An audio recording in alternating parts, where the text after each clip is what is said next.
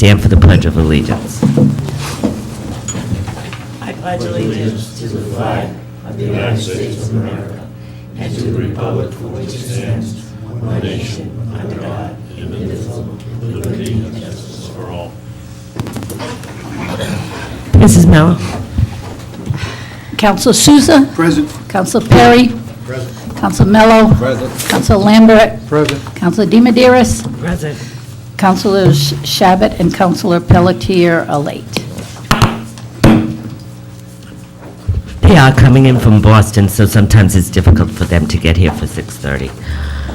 The first item on the agenda is Haig, Sahedi and Company PC Annual Financial Report, year ending June 30th, 2015. Do you want to come up? Do you want to come up too, Denise, or no? Okay. Is it right here okay? Or you can sit there.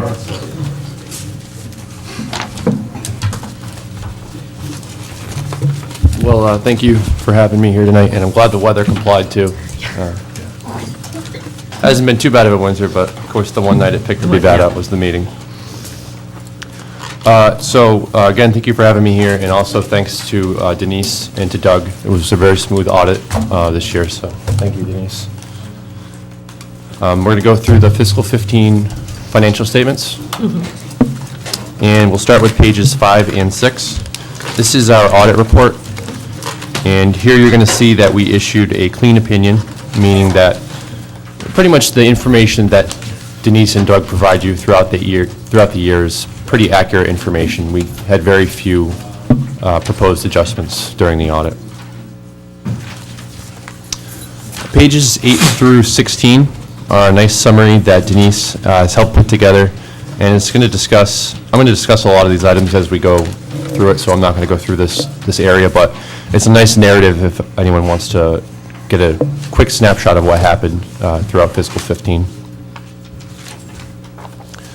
So page 18 is where the financial statements begin, and this is the government-wide balance sheet.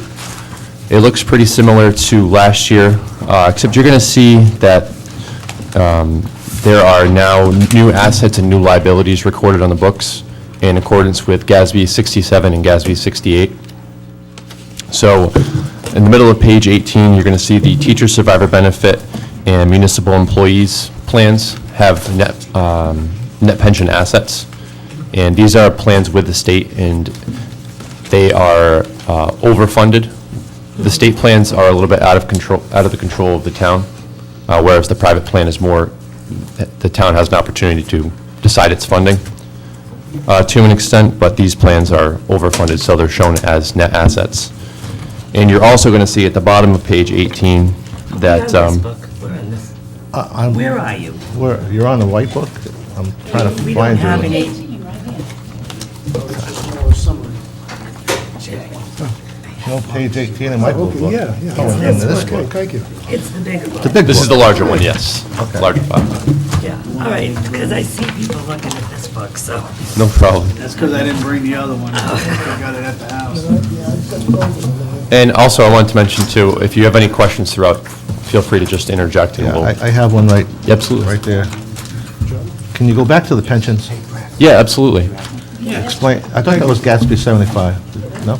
67 and 68 are the two GASB statements that were implemented in fiscal 14 and fiscal 15 that affected the net pension. And it affected the TSB net pension asset and the MERS pension? Yep, and we'll see on page 19 as well, there are two liabilities that are booked. So what that did is it added it in? Exactly. You know, you have That to wasn't- account for it? Exactly. Prior to this year, did not have to account for those assets and those liabilities on the books. Okay, So this is the first year that they're being implemented. okay. On the bottom of page 18, there are, for each of the state plans, you're going to see that there's a deferred outflow for contributions made subsequent to measurement date. What that means, the state is 1 year behind, which they're allowed to be under GASB 68. So these assets and these liabilities we're showing are actually as of 6/30/14. Okay. And that contribution that was made is going to be shown as a deferred outflow for 15. So next year, they'll always be 1 year behind. All right. On page 19 is where you see the teacher's liability, the ERS. which again is with the state, the $16.5 million liability, and the police net pension liability, which is the town's plan. We'll see later on in the financial statements that the town plan is funded 67%, which the last 3 years it's been growing. That percentage has been growing from, I think, 53 to 67, which is a really good sign. That's just due to contributions made in excess of the required amount. On the bottom of page 19, you're going to see a deficit in the unrestricted net position. This is going to be really common throughout every municipality. Net pension liabilities through the state and private plans don't just affect Tiverton, so it's not as though this is the only municipality that's going to be showing this deficit in unrestricted net position. So just wanted to bring it to your attention that it does exist, but it's not necessarily a bad thing. It's going to be pretty common throughout Rhode Island. Pages 20 and 21 are the government-wide income statement. And you'll notice on the bottom of page 21 that net position was restated as of July 1, 2014. Rather than put the full amount of the liability on as an expense in the current year, the GASBs allow you to go back 1 year, restate your fund balance, and then just show the difference between last year and this year as an expense.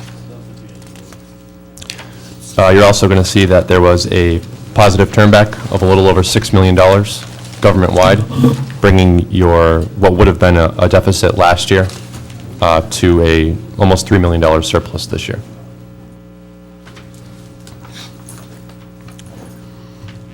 Page 22 is your fund financial statement, and you'll see that the general fund is in a pretty healthy position. You can correct me if I'm wrong. I think Denise would know too, or would probably know better than me, but the town charter says that the general fund is required to maintain 3% of their of the operating budget as unassigned fund balance, which works out to about $1.3 million in 15. There's currently $1.8 million of unassigned in the general fund, so 2/3 of that is mandated by the charter to exist there. So the general fund's in a pretty good shape.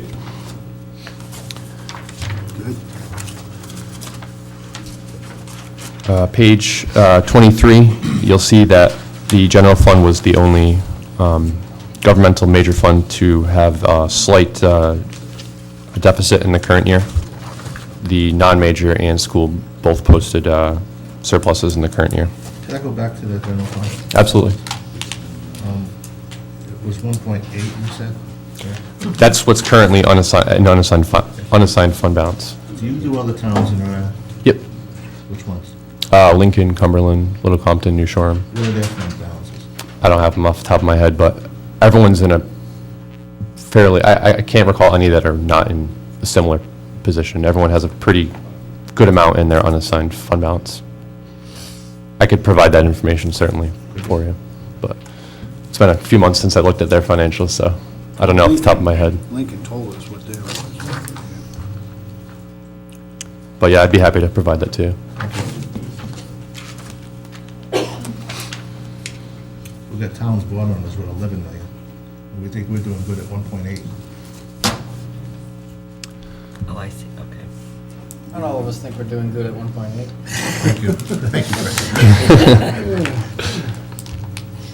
Chris. Pages 24 and 25 are reconciliations between government-wide financial statements and governmental fund financial statements. So if you wanted to know what assets and liabilities and what revenues and what expenditures go on government-wide that don't go on governmental funds, you could find that information there. Pages 26 through 28 are your enterprise financial statements. No real significant changes. The cafeteria fund had a slight surplus in the current year, about $1,500, but no real changes, significant changes overall in your enterprise funds.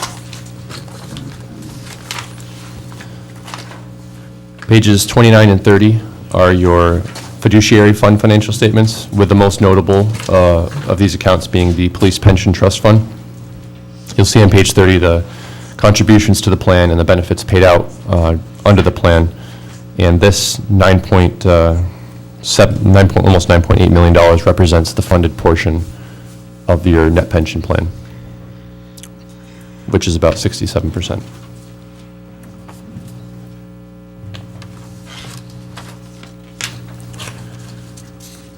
Pages 31 through 76 are the notes to the financial statements. And I'll bring your attention to a few notes that will probably be the most useful for you. Note 1 is your significant policies, and there was no real changes in your significant policies accounting-wise in the current year, other than the adoption of GASB 67 and 68. Page 46. This is a nice detailed breakout that shows what type of capital assets the town is currently invested in. So you can see there was the large increase in buildings and improvements from the library that was built, and you can get a good idea of what type of assets the town currently owns. Page 49 discusses the landfill costs for closure and post-closure. And the PARE Corporation noted that the whole liability has reached about $9 million for that, but it's also important to note that the town has put money away, about $6.3 million so far, to help cover the cost of that. So that's about 2/3 funded, which is a strong amount. Page 50, bottom of page 50, shows that the town does owe roughly $21.3 million in other post-employment benefits. This is not required to be recorded on the balance sheet government-wide yet. It's something that GASB will probably look into doing in a few years, but it's certainly something to bring to your attention. Pages 52 through 73 provide some pension information. Most of this is pretty boilerplate from the state. It's given to us straight from their actuary, but it does provide some good detail if you're interested in reading more about how they get to their final liability numbers. We go back to 49, please. Absolutely. Landfill closure account. Mm-hmm. The total accumulated 6,302. Yep. That's over last year's 5,825. I'm comparing last year's to this year. Okay. So there's been an increase of $500,000, I guess, Would appear so. in the closure account. Yeah, I just want people to know that. Absolutely.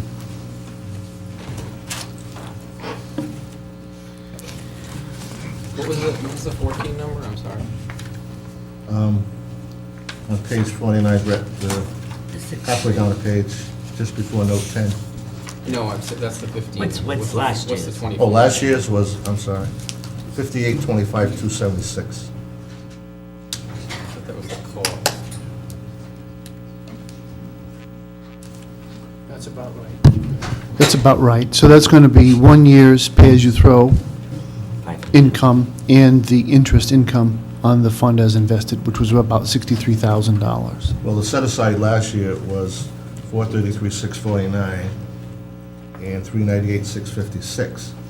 So the 398,656 is still there. I don't know why that number is the same. But the 414 last year was, was 433. So that was a decrease. I don't know where those numbers come from, but the total is an increase. Thank you. Okay. Sure. Pages 75 and 76. If you wanted more of a detail on where the governmental fund balance, what the committed amounts and what the restricted amounts represent for each major and non-major fund, this is going to give you a little bit more detail. And 76 is going to show you the restatement that we talked about earlier for each of the pension plans. There is one line that somehow didn't make it to this restatement. That line is for the teacher survivor benefit plan asset.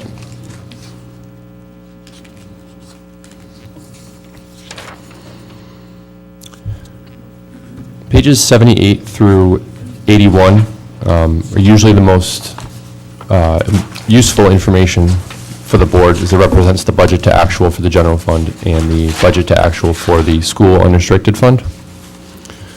So on 78, you'll notice an unfavorable variance of $284,000 for general property taxes.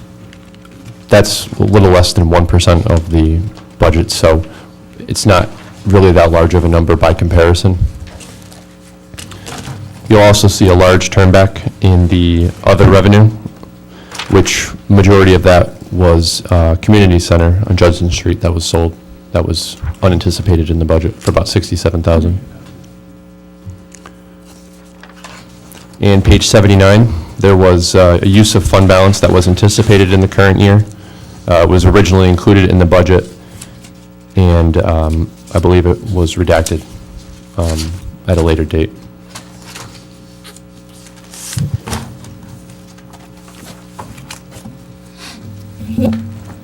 Page 80 is the school unrestricted fund. And there was a large unfavorable variance in the salaries, but what that really relates to are sped salaries that are budgeted originally in the purchase services. So you'll see a large favorable variance in the purchase services. The difference between those two really come down to the fact that it's difficult to budget for sped costs each year. You don't really know what you're going to get on a year-to-year basis. So this year, there was about a $400,000 turnback, a favorable variance. Just costs were anticipated to be higher and came in lower. There was also some money saved on self-insured unemployment claims. That's under the employee benefits line item. The school budget's somewhat conservatively for that because they are self-insured and they don't really know what they'll get on a year-to-year basis. And so that was a favorable variance. And there were some building improvements done in fiscal 15 that were unanticipated. So you'll see an unfavorable variance in the capital outlay line.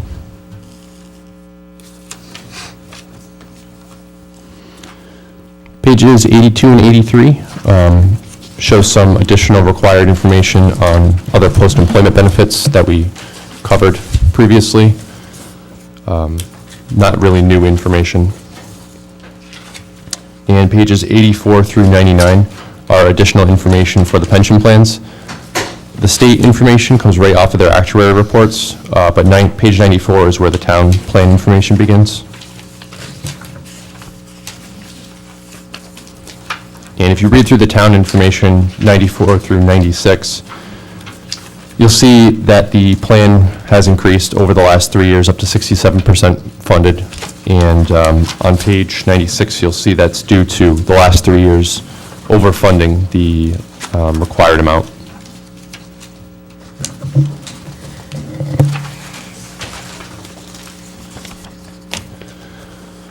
Pages 100 through 111 are a detailed version of the budget and actual, broken out by department and broken out by line item as well, very detailed.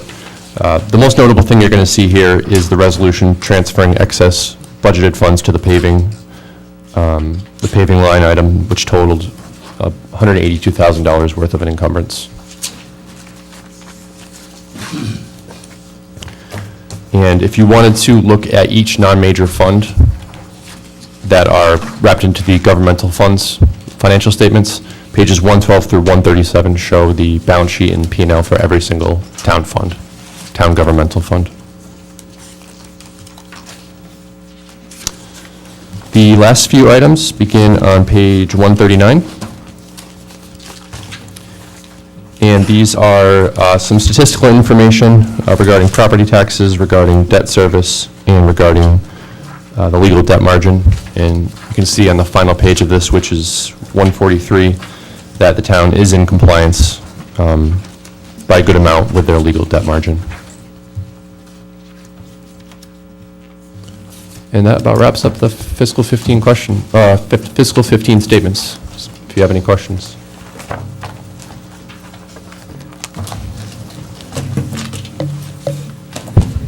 Any questions from the council?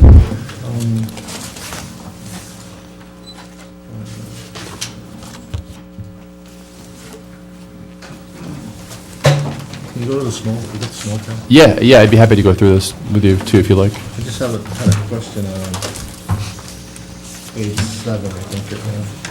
Is that of the single audit or the management letter? Yeah, the single audit. Sure. The identification of major programs down at the bottom. Okay. Those change every year, is that what it is? Correct. Yep, they change based on the amount of money that's spent on each federal program each year and on the assessment, the risk assessment that we do each year with the program. And who chooses those programs? We do as a firm. You do as a firm? Yep. All right.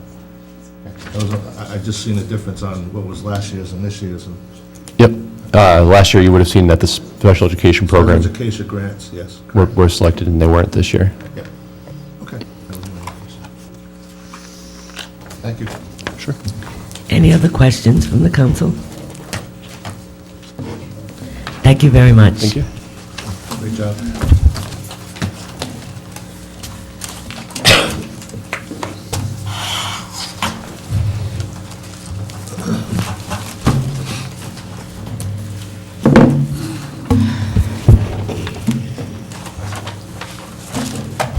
All right. Consent agenda.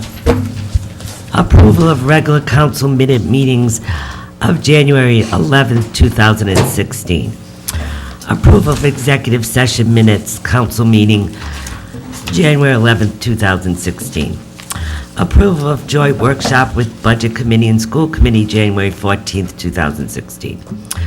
Approval of council special meeting, January 20, 2016. Approval of council special meeting executive session, January 20, 2016. Approval of regular council meeting minutes of January 25th, 2016. Approval of council special meeting minutes of February 6, 2016. Approval of council special meeting minutes of February 13th, 2016. Approval of council special meeting executive session minutes of February 13th, 2016. Approval of council special meeting executive session minutes of January 7th, 2016. And this is the reason why we're all so tired. We're out all these times, if you look at this.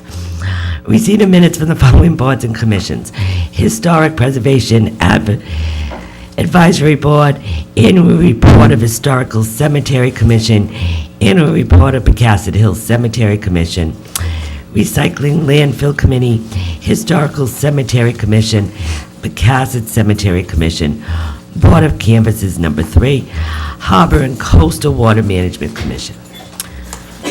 Correspondence received and filed.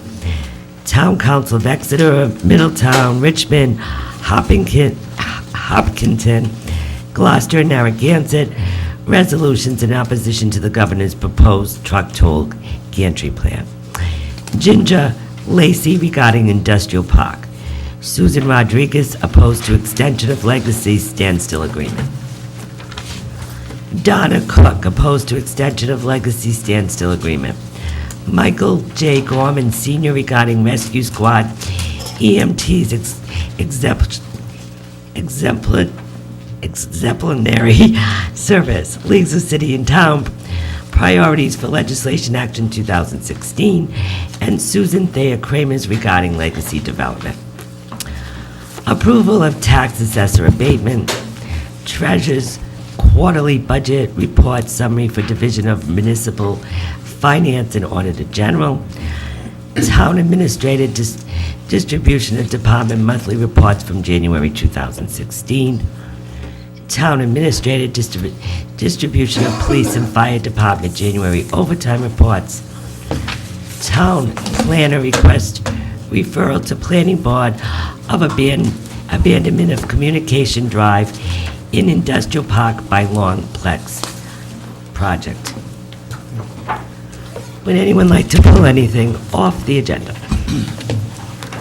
Number, just for one question, number 3-8, the under town planner, request referral to planning board. Okay. It's really number 8.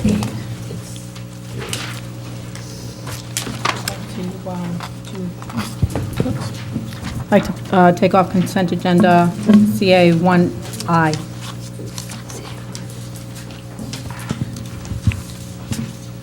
Anyone else? Madam President, CA 8, referral to the planning board. That's the same one that Jay's taking. Oh, Jay pulled that one? Yeah. I'm sorry. That's fine. Anyone else?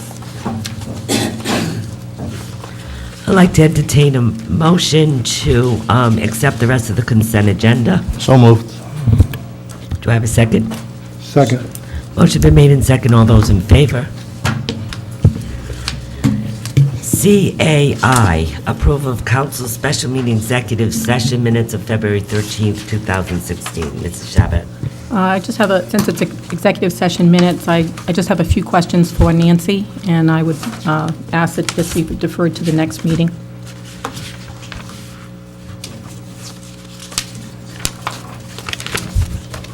I like that as a motion. Motion been made in second to table CA1I to the next meeting. All those in favor?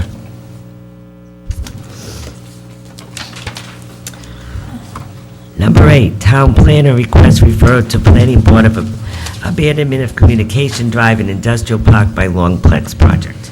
My question simply was, have we made the referral?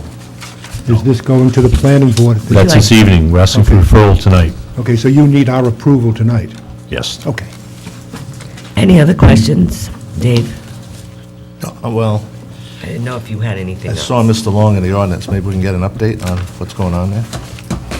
Would that be part of the, would that be all right to get, yes? That's fine.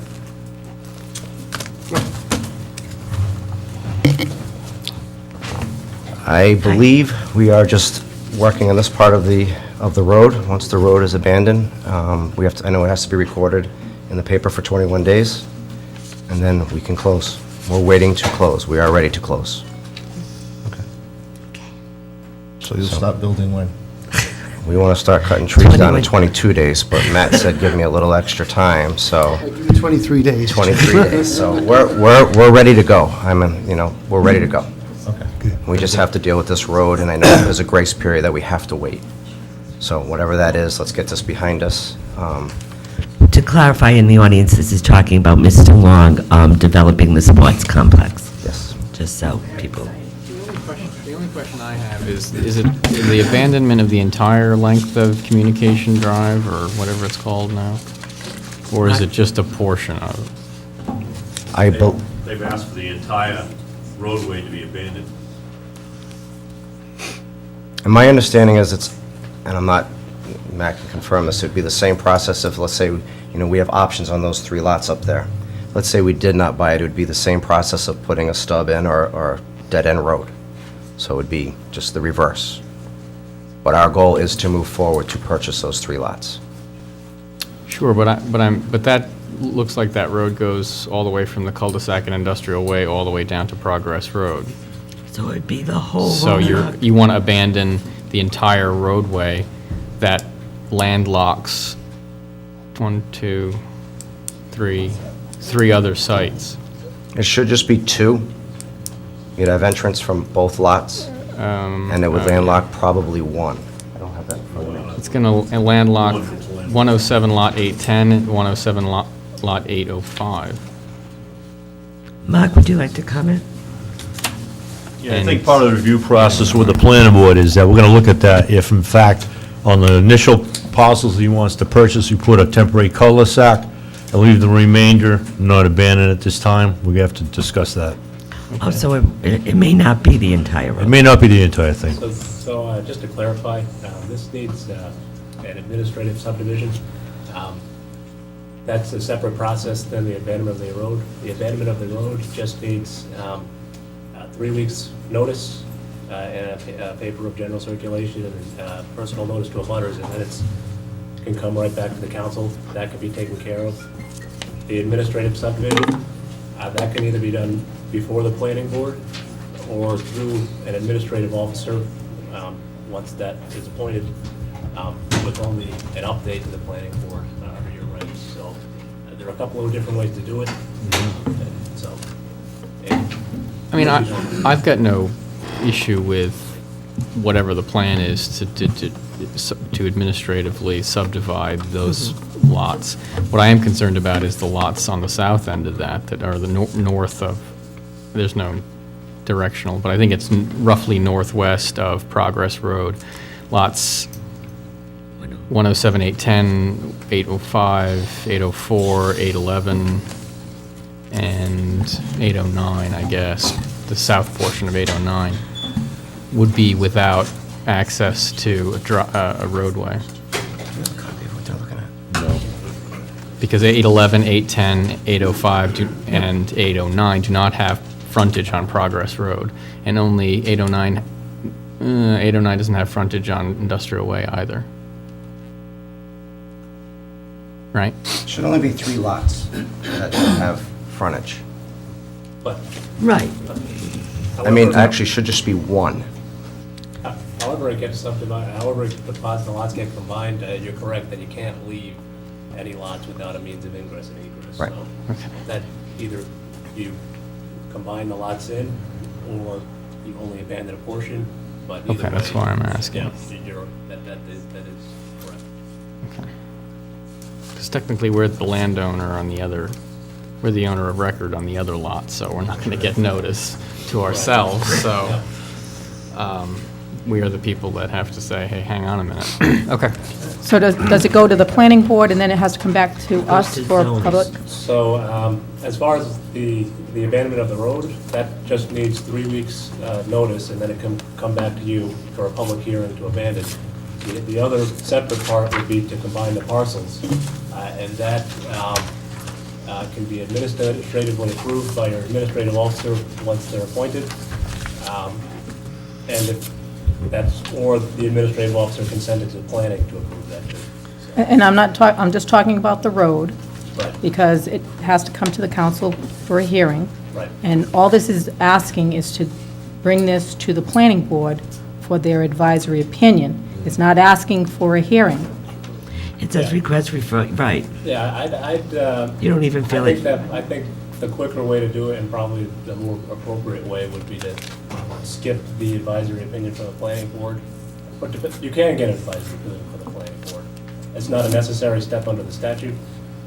You could just advertise it for a hearing and then have the hearing before the council. So this doesn't have to go to the planning board. No. Not for the road abandonment. Why are we referring it there? Yeah, well, I guess I this, think it was just a mix-up. But Okay. That's fine. so what this really should request for is a public hearing in Right. 3 weeks. Yep. Are we going to have a notice issue on this? Well, we'd have to notice the issue, we'd have to notice the public hearing beforehand, which would be in a newspaper of general circulation. Right, but they're not asking, but the agenda request is not for. Right, so that is wrong. Right. So the agenda request is wrong. Right, the agenda is wrong, but as long as the notice that goes out is correct. But, yeah, so it's. Okay, so we can just squeeze in an agenda item. Yeah, I think it fits. Well, because we're discussing it Right. and the procedure is being clarified, that we Right. probably would be covered. Yeah. Okay. So what's the date of this hearing? I have to advertise with a map Right. for 3 weeks. I have to advertise for 3 weeks to abandon a road. Right. Not just, okay, so, So say a month from now, maybe. or at least, you're not gonna hear it before the end of March meeting, I can tell you. So I'm not gonna have time by the time. Right. Gotta go into this kind of times, obviously, so something in this week, And the abutters are us. lucky to come. And the abutters are us. Correct. I believe all the lots are owned by the town. Yeah. So we're talking March 28th? Is that I would what? say not be, what I have to do would not be before that, I would say. If you don't need to go to the planning board, I at least need to still, someone has to prepare this type of ad. Right. But So the public hearing, we'll get it maybe in next week's paper. You've got to do it 3 weeks. So I can't see it before then. okay. I'll try to get it by the end of the week if someone gets me the ad. Because the meeting before that, you'll never get it in because it's March 14th. I can't, it has to go in the paper. It wouldn't be the 3 with weeks, its map. no. 3 weeks. So it'll be 3 March weeks. 28th, so public hearing on March 28th. In a span of 21 days, 3 weeks. So the motion would read, to set up a public hearing for the abandonment of the road for March 28th, 2016. Is that correct? That'd be an approval. That's, okay. I think it wouldn't, it doesn't have to go to the planning board, but it wouldn't hurt to have an opinion from the planner. It's a little bit easier to get in. It is on the March 1st agenda of the Okay. planning board. It is, so you'll be discussing it anyway, and then you Yes. could come back to us if there's a problem. We will. Or if, okay. Thank you. All right, so do I have a motion to set up a public hearing March 28th, 2016? So moved. Do I have a Second. Motion's been made in second. Thank you, Mr. Long. Thank you. Any further discussion? Brad has his hand up. I'm voting, I'm sorry. Dave, I was- wow, okay. All those in favor? Opposed? Thank you. Okay.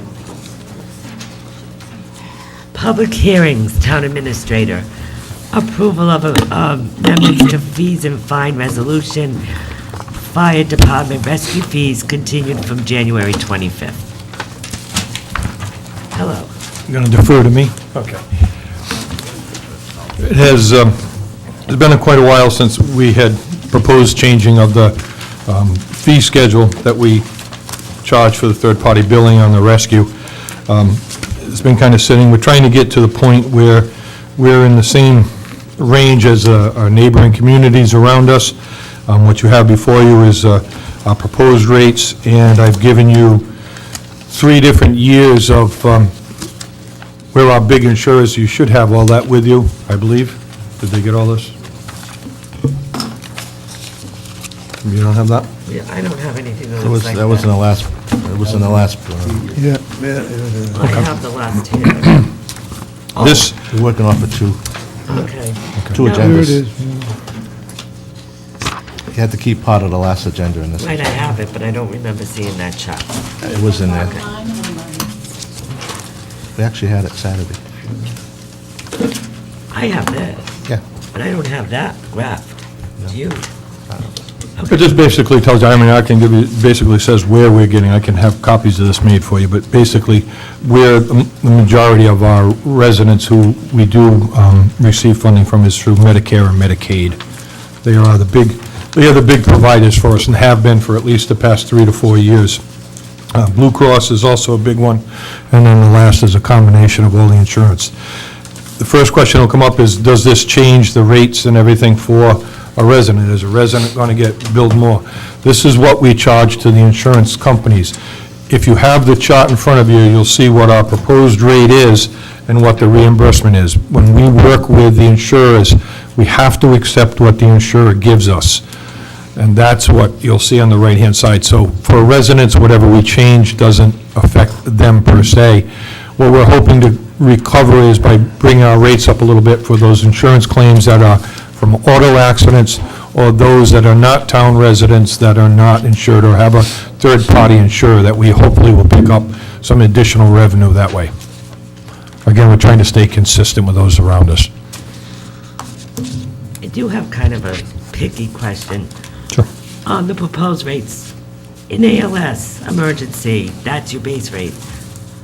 But that wouldn't include, in ALS would be oxygen, IV, cardiac monitor. You charge separately for that? No, you cannot. We have to bundle them, and what these are is, the way the system works is we bundle the rate. ALS is broken into 2 categories. If you get oxygen and you get monitoring, puts it into an ALS 1. If you get medication administration, IV and defibrillation and such, brings it into a level 2. All right. But it's all, the way the So insurers it's do all in it. the base rate? It's all in the base rate, yes. I was Or just called a curious. bundle rate. You have to bundle them together to get the coding through the insurer. Okay.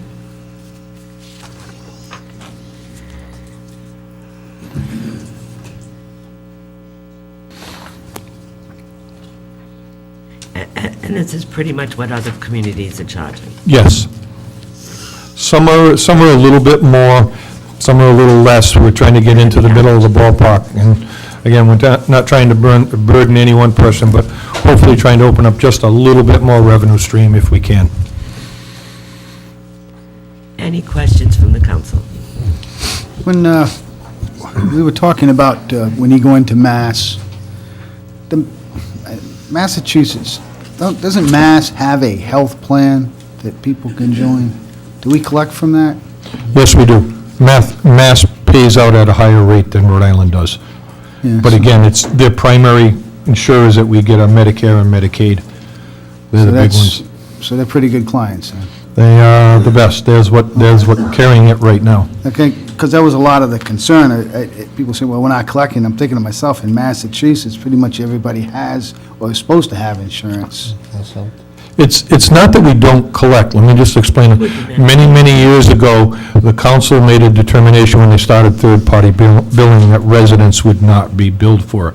We would accept what your insurer gives us. So they are billed, their insurance is billed. Right, their insurance is billed. But We the don't do it. copay or the balance? Correct, Okay. correct.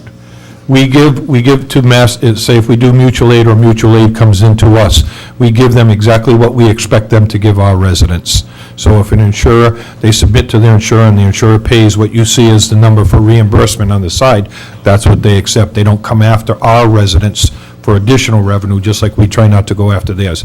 It's got to be a little give and take. Chief, there are certain limits that they're going to pay anyway. That is correct. We can bill for $2,000 if they're only going to give us $500. That's right. And that's the number you see on the right-hand side of this with Medicare and Blue Cross. That's what they pay, no matter what we bill it out as. Right. Okay. But this would be other insurances, car insurance. Other insurance, or right. private paid, or... We may see some extra revenue. I couldn't give you a guess as to how much that would be, but we're just trying to make sure we can capture Now, if as they much. had a secondary insurance, sometimes your secondary will pick We'll s- up. the that's balance, correct. So you may collect the 7. We may, absolutely. Aflac, yeah. Right, right. But if we don't have our rates established, we can't go after that. We can't do that. Right. Okay. You need a motion to approve? No, this is a public hearing, Oh, I'm so sorry. that's okay. Any comment from the public? Any comment from the public? Any comment from the public? I'd like to close the public hearing. A motion, I'd like to entertain a motion. I don't have the numbers in front I of me. move that we approve the amendments to the fees and fines resolution as set forth in Exhibit B1, under public hearings. Second. Any further discussion from the council? I just have one comment, Madam President. Wasn't this supposed to be on the agenda for all our fees? We were going to look at them all at one time? We were at one time, but we decided to just take the fire department. We had a long discussion about this. The outcome of that conversation was you were going to schedule a workshop. Right. To Correct. do the rest of the schedule. Depending on how detailed you want to get with this could have lengthened out that meeting. I don't anticipate a whole heck of a lot of changes to the rest of our administrative fees and fines. Okay. We also have others that deserve more attention than they can get.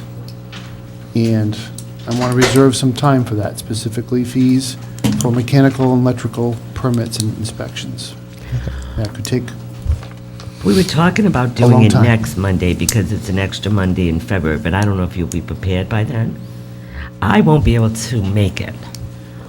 Or if I do come, it'll be later. I'm working till 7. well, we've been through this exercise once, so we have the document, the vehicle, which is a chart.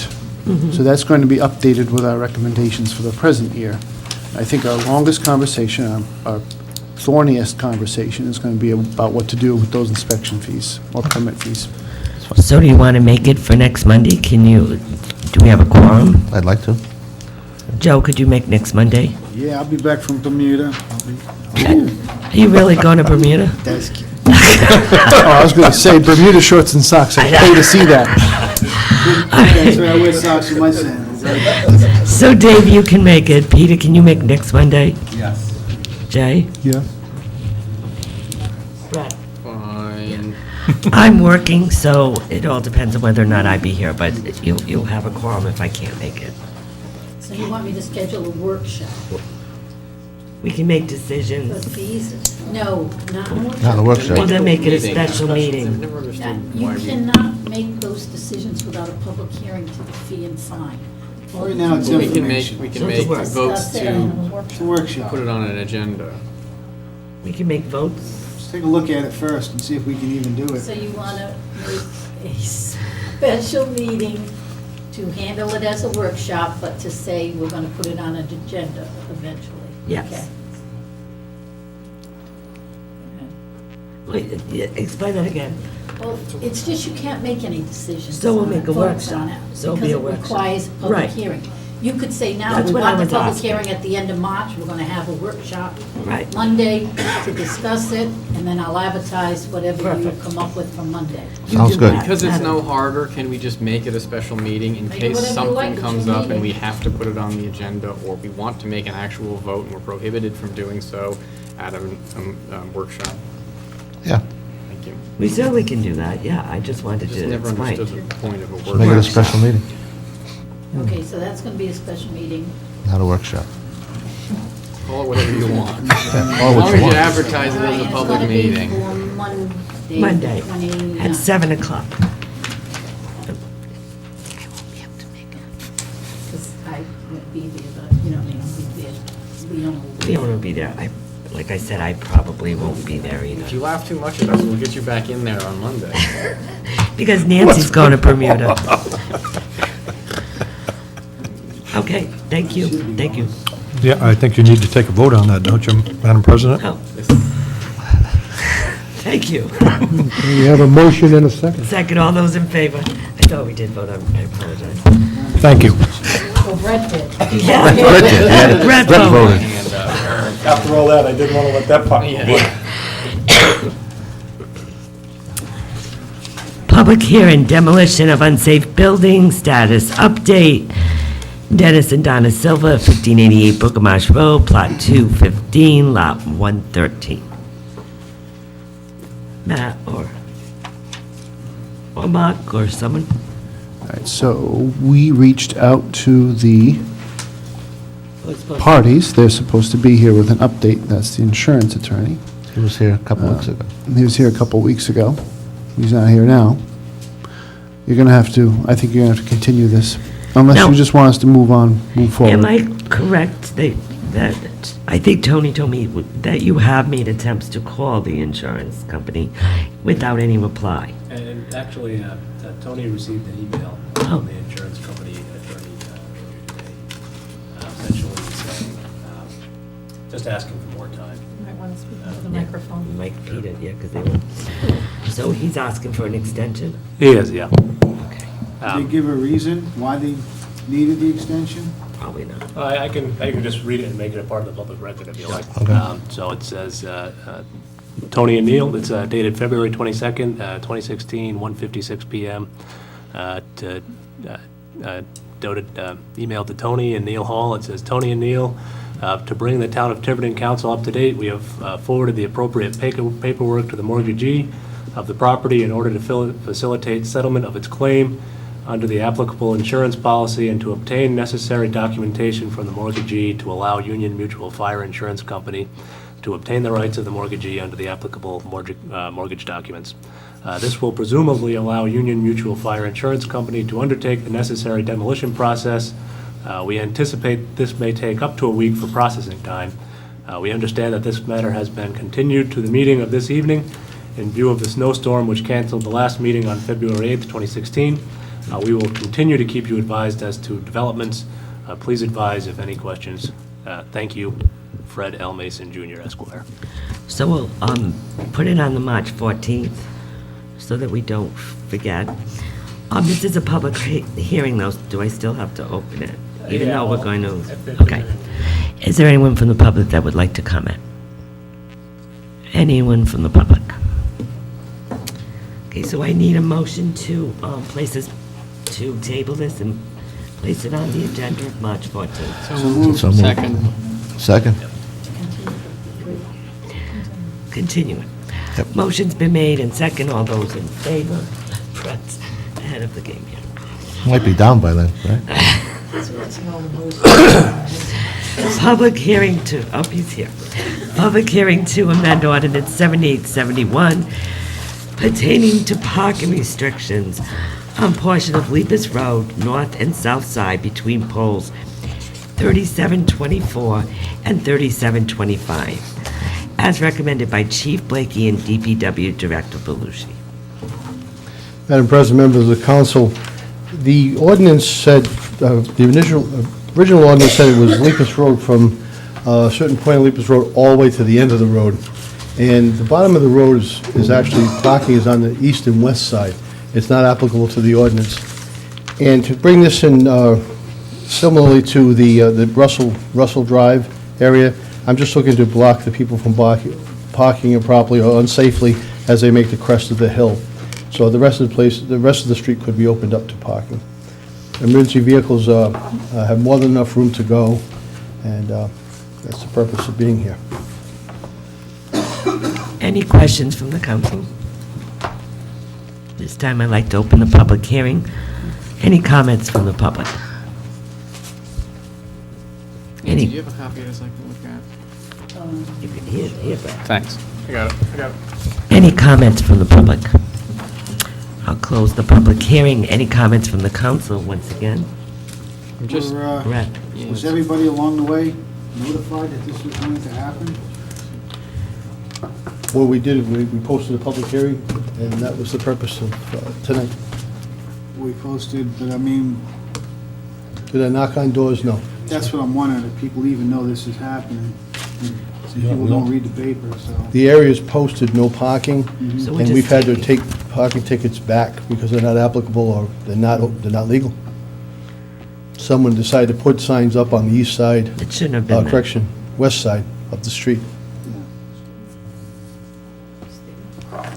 so, we're asking, I'm sorry, I'm on this map. So what are the current conditions now? It's parking everywhere is allowed? No. No, well, Okay. actually, I think it's from pole number 3724. 3724, and it goes all the way down to the bottom of the hill, then it takes left, and that is also posted as no parking, but there's no north-south side of the street there. It's east and west. There is no need. The street is wide enough for emergency vehicles to go up and down that entire roadway, but until you make that crest of the hill, if there's something parked on either side, then it becomes an unsafe condition. So- You'll travel the crest and hit something head-on. So we want to remove those, make that a parking area, but maintain the crest of the hill as no parking? Yes. Okay. There's a petition on this, there was, the original Yeah. request came with Came, 26. right, it came from the residents of the street. That's how it got on here. Thank you. Any other questions? I'd like to entertain a motion. Did I open the yes, I did, okay. You did. I move that we amend ordinance 78-71 pertaining to parking restrictions on portion of Lippis Road, north and south sides between poles 3724 and 3725, as recommended by Chief Blakey, and is more fully set forth in agenda item B3. Second. Motion's been made in second. Any further discussion? All those in favor? Unanimous. Thank you very much. Thank you. Town Council sitting as a Board of Licensing, Manica, Sports Event Management, 11 Toro Street, Newport, authorization for road race, Tiverton portion only, beginning at Town Farm, Neck Road to Fogland Beach. Departs Fogland Beach on paddle boards to be held on August 7th, 2016. Is anyone here?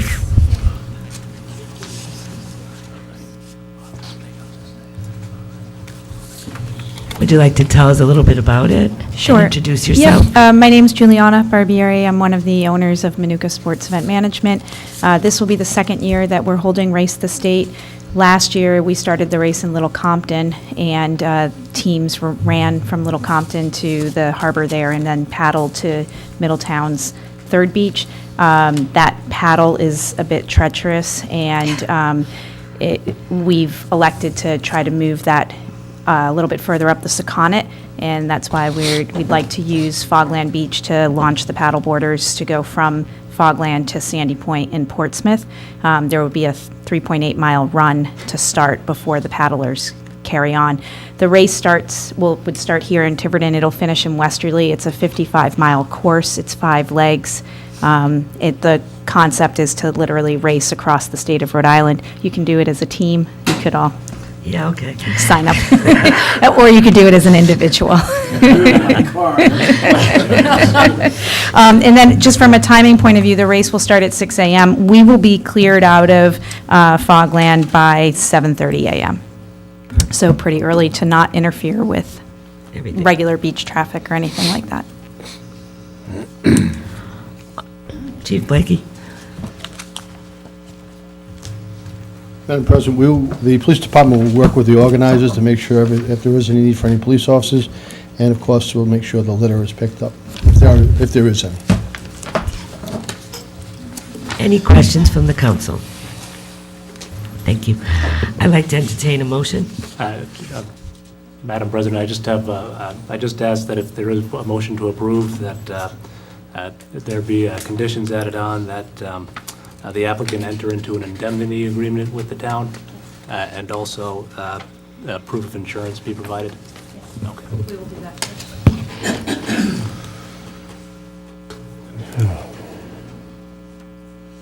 I move that we approve the application, or grant authorization, rather, for a, this isn't a license or anything, it's just sort of giving a blessing, right? So authorization for a road race beginning at Town Farm and departing Fogland Beach on paddle boards to be held on August 7, 2016, subject to proof of insurance and indemnity to the town. Second. Any further discussion? All those in favor? Thank you. Good luck. Thanks very much. John Skrupiak, 48 Island View Drive, DBA EIOS Investigations, request approval for annual renewal of private investigation license. Is John here? Chief Blakey? I did receive first his application, won't try to pronounce his last name. Shipyards. But no disqualifiers were found. Thank you, Mr. Wojcik. There were no disqualifiers. I'm sorry, we were arguing about how to pronounce the name. There was no problem. No disqualifiers. Any discussion from the council? I'd like to entertain a motion. I move that we approve the annual renewal for private investigator's license to John Skrupiak, or Skipyats, 48 Island View Drive, doing business as EOS Investigations, Second. for the term, I threw away my packet last week, so. Okay, so for the annual term, subject to meeting all legal requirements. Second. Any further discussion? All those in favor? Unanimous. Thank you. Appointments and resignation. Appointment, Economic Development Commission, new request, Mark Pfeiffer, 20 South Court, filling unexpired term to July 15th, 2019. Is Mr. Pfeiffer here? Good evening. Good evening. If you'd like to sit down, you can. That would be better. Okay.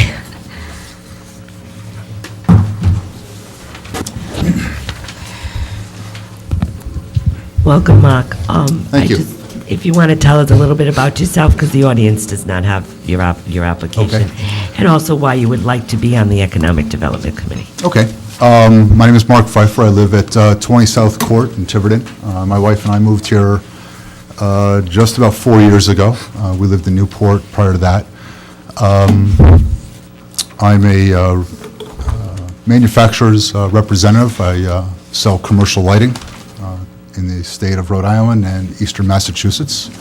Been in the lighting industry for 30-some-odd years. My wife's an industrial designer. She's a product designer for a different lighting manufacturer, which I don't represent. And I'm not allowed to look at any of the stuff that she designs. My interest in becoming part of the EDC is primarily to help shape development in Tiverton. Obviously, we've got some issues with tax revenue that need to be resolved, and I think there are some opportunities to develop within the town that can stay within the confines of the comprehensive plan and still provide the tax revenue that's really needed. Any questions? I'm sorry, about a year ago, Len Schmidt, who's my next-door neighbor, and I had been speaking about a number of town issues, and he had recommended I become a little bit more involved. Scott Humphrey called me early January to ask if I had some interest. We had some subsequent conversations, and so I filled out an application. Here I sit. You also applied for the planning board, correct? I did. Yeah, And, okay. I was woefully unprepared for that position, so you were right to deny me. Councilor Shabbat had brought up a question as whether I had read the comprehensive plan at that time, and I had not. So without that information, I was, as I said, woefully inadequate for that position. However, I have since read that. I've also taken the time to read the executive summary of the Brookings Institute report to Gina Raimondo that was privately financed in terms of what made sense in terms of development opportunities in the state. Any questions from the council? Yeah, well, Mr. Pfeiffer, I'm going to give you an opportunity to explain something to me because I have to vote on this. Sure. In one of the applications, you indicated that you understood the importance of compromise in a position, whether it's the planning board or the EDC. Mhm. And I think you stand by that. Yeah, absolutely. Okay. I tell you what my concern is. I went on email just to check some of the emails that you've sent out. I think I I sent one to know- each of you, yes. Well, Or more at than least a that. couple, anyway. You've sent emails, for example, you've had emails on Don't Maul Tiverton. I Mhm. believe that's their name. Yep. And in honesty, that's really my concern. I don't think that I would be, I'm not, what your viewpoint is on a number of issues, I guess is your viewpoint. But I really question, first of all, some of the notes that you left on the email for Don't Maul Tiverton. Mhm. One of them, you really did question the honesty and integrity of this town council. Number two, you suggested in another email that you determined the identity of all businesses doing business with Campeonato, and that we put together a program to boycott those companies. And thirdly, really, the one that really upset me is a note, apparently, to a representative of one applicant indicating, "Kiss my puritanical," and I'm going to put a blank, Okay. but you know what you said. I do. Okay. That was in, if I may, Well, okay. my concern is, you indicated in the application that you favored compromise, discussion, issues could be resolved. I've read the email, and would you agree with me that really doesn't, that message doesn't really come across in that email? No, it does not. I was not in a position where I was concerned about what my personal opinion was in terms of my application toward a planning board. I think in terms of compromise, in a position where I'm put up against making decisions or making recommendations. In that regard, yeah, absolutely, compromise is really important. The comment regarding KISS, my puritanical blank, was directly responded to Carpenato's comment about the puritanical values of Tiverton residents and how we were, unwilling to compromise in that regard. But, having said that, a lot of the information and a lot of my comments were based on the fact that Carpenato was not honest about a lot of the details that they promoted in terms of the project. I would also say that in a number of instances, the proposed development was against at least 3 or 4 major elements of the comprehensive plan. I indicated that really your viewpoint on those issues doesn't concern me. It's the way you address the issues, including suggesting, for example, that we boycott products and boycott companies that deal with Carpenato, and raising the whole issue of whether or not in dealing with Carpenato you had a town council that could deal honestly with the issues and with integrity, and then signing off on one of the emails indicating to an applicant or the representative of an applicant, kiss my puritanical blank. It isn't the issue, it's how you address the issues that's of more concern to me. I'll let it go at that. Any other questions from the council or comments? Not to Mr. Pfeiffer, but to the council itself. Well, I will say that I read Mr. Pfeiffer's application. I think his education level and his being in the business world as many years as he has been, I think he's pretty well suited to be on our Economic Development Committee. But my question is this: that particular seat on the Economic Development Committee that was occupied by the previous was to be for a businessman in the North End. That was just what I understood. We were going to have a breakup. We were going to try to have people from different parts of town on our EDC. Whose seat was this? It wasn't. Cottrell, right? No, Cottrell's on there. All right, then I'm totally out here. Whose seat is it? That's what I thought. It's Susan Gill's. Oh, well, that changes everything then. Oh, my God, I thought, all right, I'm misinformed. I thought Cottrell had resigned from that. No, this is Susan Gill's seat that she vacated in the beginning of January, I believe. Well, then that changes my opinion. I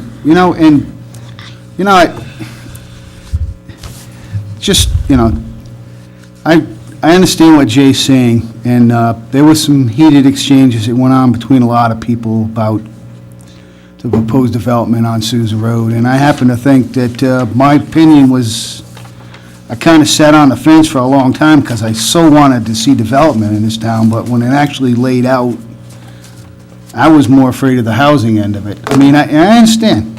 People did get emotional and really fought that hard. I mean, it was a hard fought. I've never seen so many people in many years get active and actually get involved in their government and come out and speak at those hearings.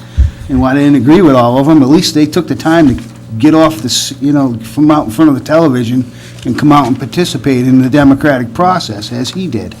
And he has his right to his opinion. So, I don't know. I think we need a diverse group looking at the town's economic situation, and I think he can bring something to the table. And now that I have a full understanding of who we're actually appointing, reappointing for it. So it's, Mr. Pfeiffer, the only thing that I have to say, when you're going to notice that when you belong to this committee now, you may not want to say the things you've said previously. Because you were a private citizen absolutely. back then, and I do have to say it was heated, but it really is all compromise, because that's what makes the economic development, in my opinion, would be great if you did have two opinions and you worked to compromise to make the whole town satisfied. And you're not going to satisfy the whole town, but just try to compromise. So I wouldn't put somebody on this that I wouldn't feel that would compromise or would act unprofessionally anyway, in any way. I do understand that at the time you were a private citizen, and believe me, I know how heated it was at that point.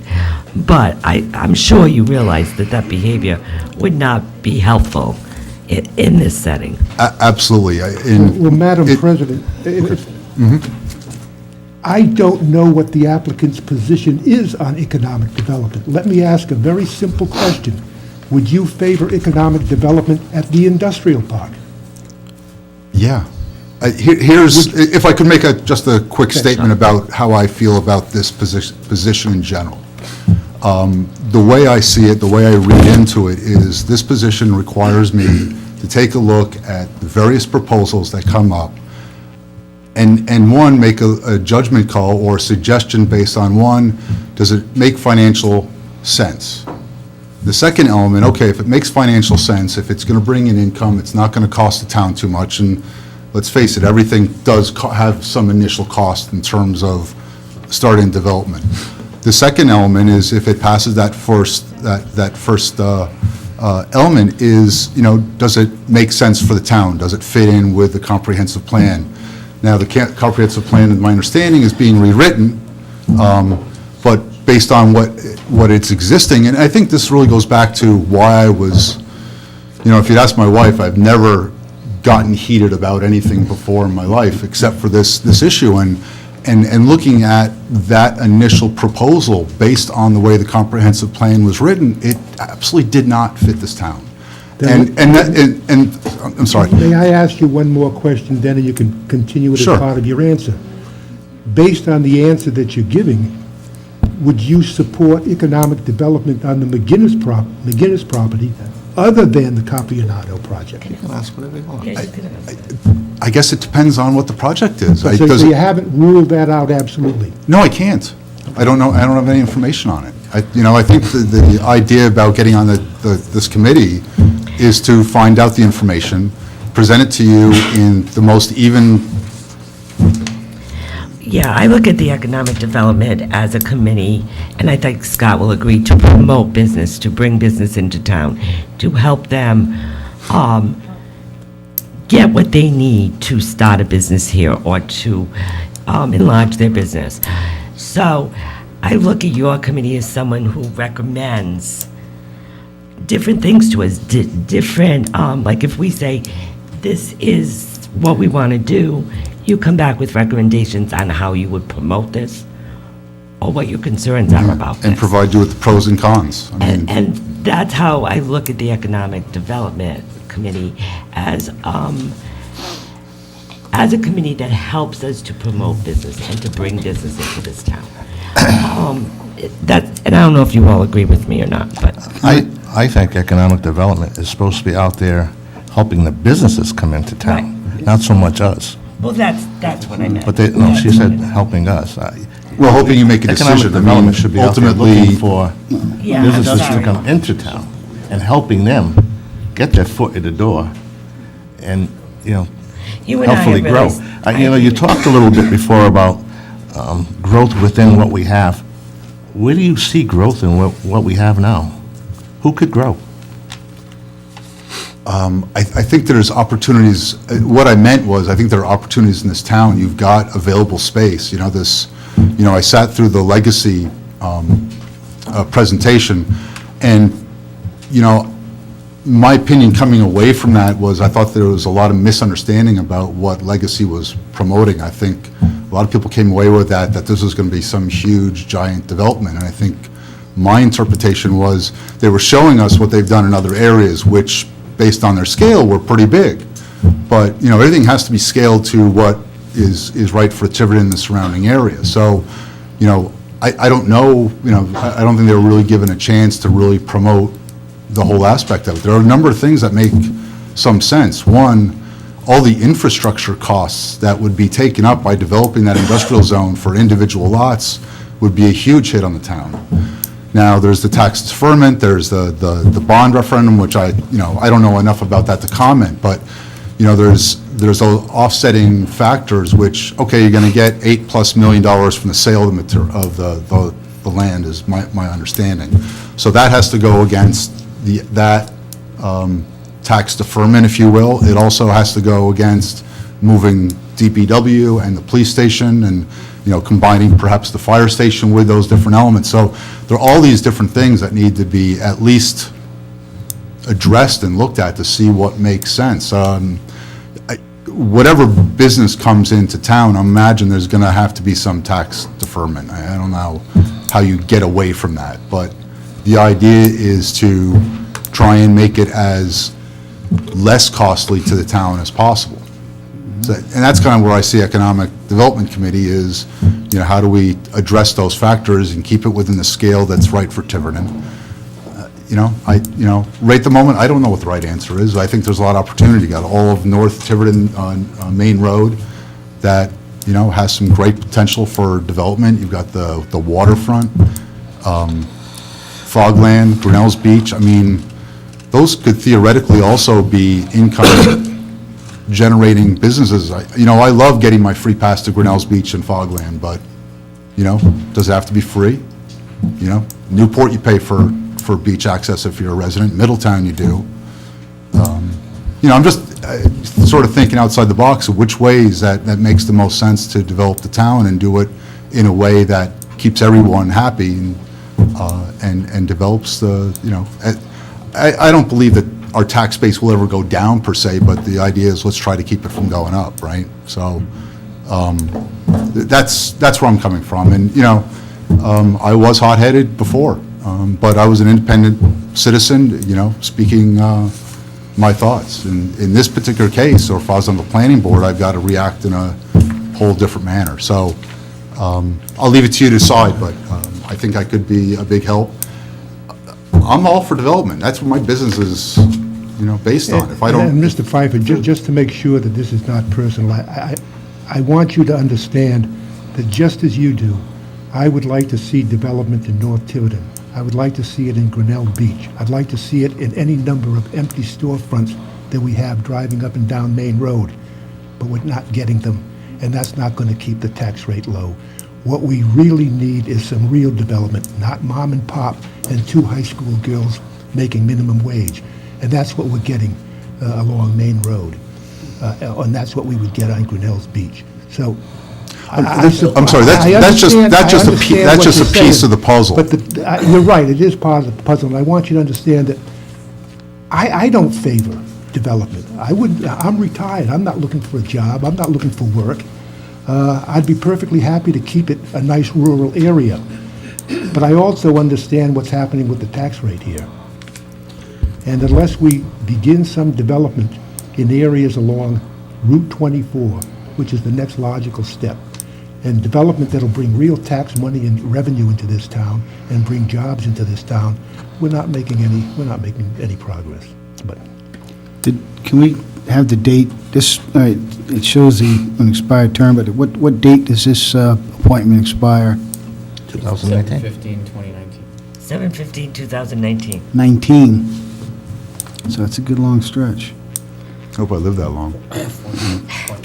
Any question? I just have one more comment. You said you read the comprehensive plan, correct? Yes. Okay. Right in the beginning of the comprehensive plan, it says that this is a guide. And that's all it is. It's a guide. It's not the gospel. I understand It's a guide. A lot of people take it for gospel. And it can be amended twice a year. Not. It's a I guide. understand, but it has some very straight, it has some points that are accentuated in terms of keeping development within the scale of the town. I understand it's not the gospel, but it is a guide, and it's what we have, it's what we work with, and it's what we should try to accommodate. I mean, I would not think that the guide would be thrown out, or the comprehensive plan would be to say, we need to widen Main Road to 4 lanes, and, so. No.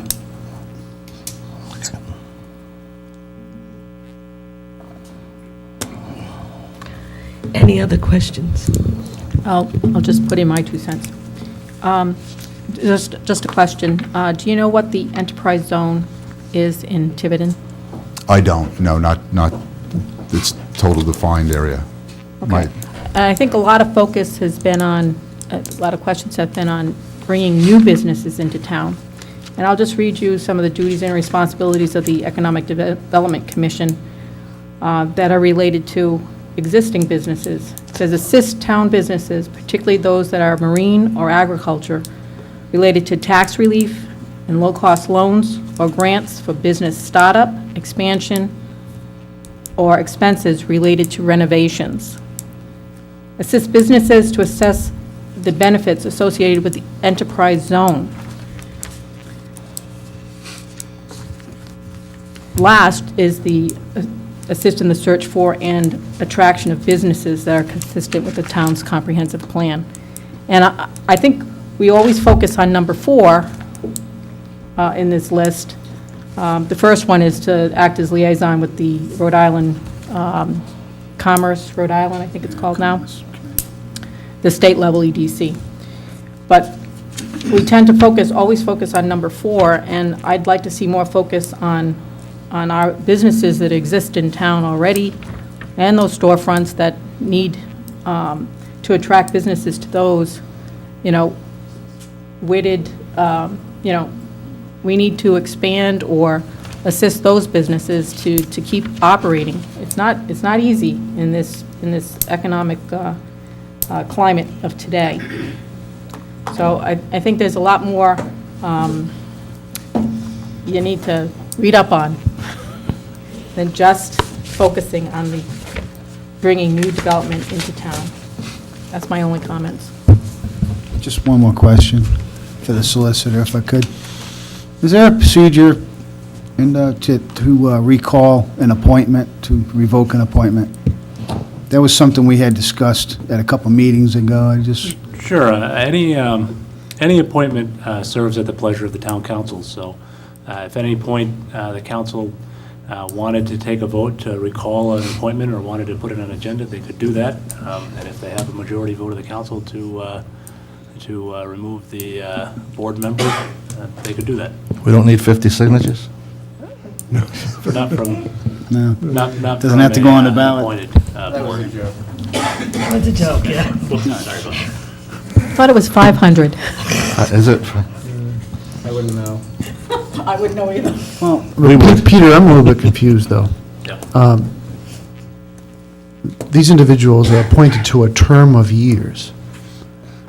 Right. And I've operated under the assumption that the term of years is exactly what it is, unless an individual, and I don't know if it's in the charter, I believe it's in the charter, there are very specific conditions under which somebody can be removed.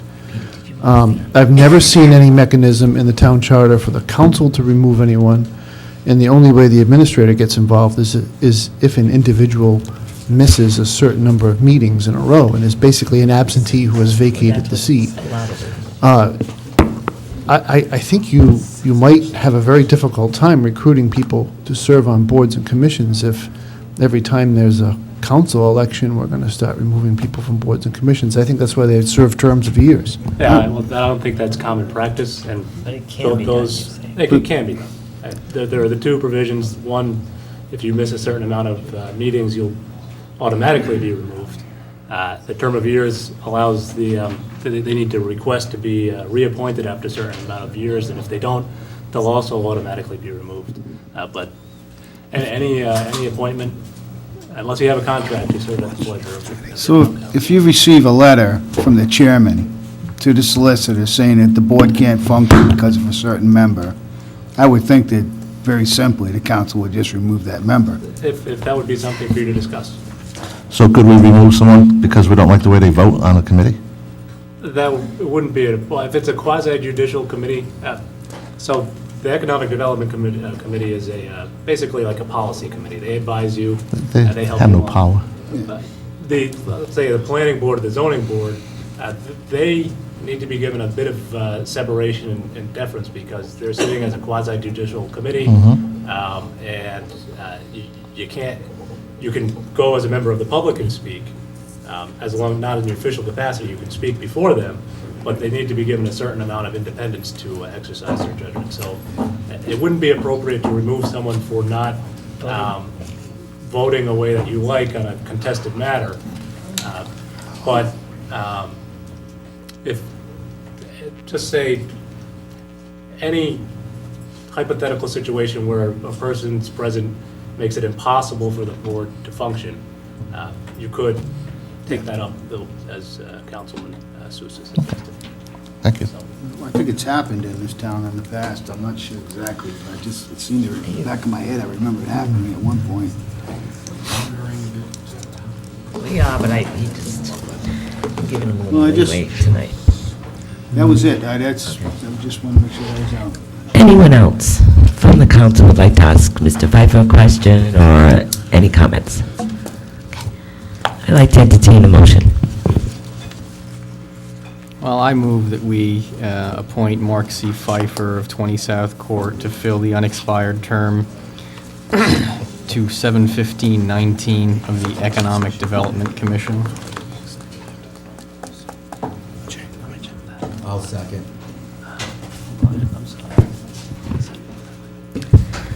Do I have a second? Oh, I'm sorry. I wasn't. Motion's been made and second. All those in favor? Opposed? Thank you, Mr. Pfeiffer. Okay, thank you.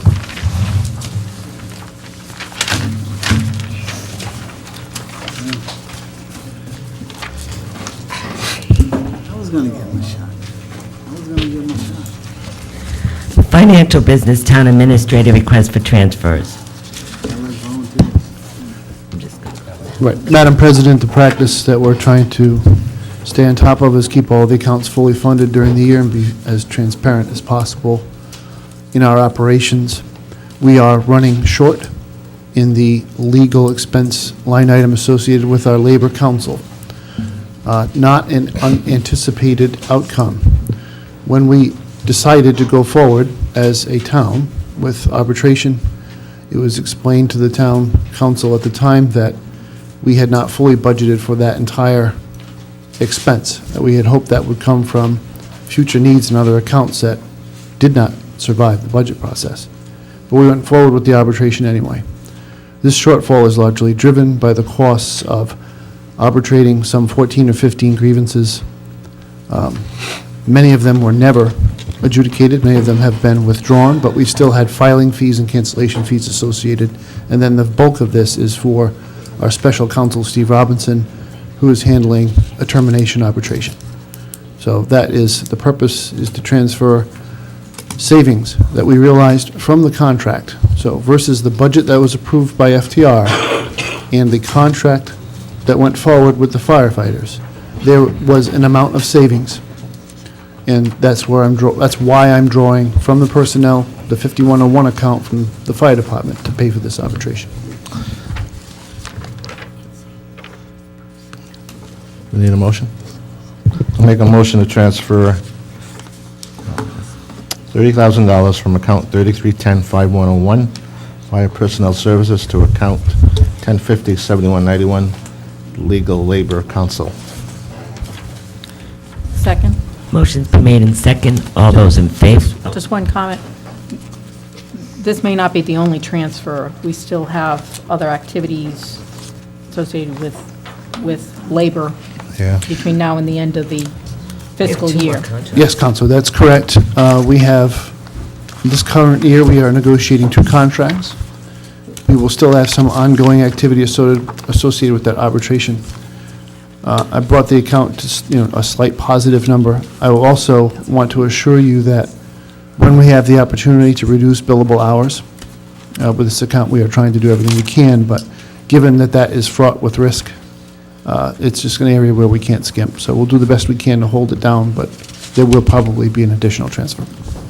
Thank you. Thank you. 1B. Oh, yeah, we did. Oh, we vote? Motion's been made and second. All those in favor? 1B.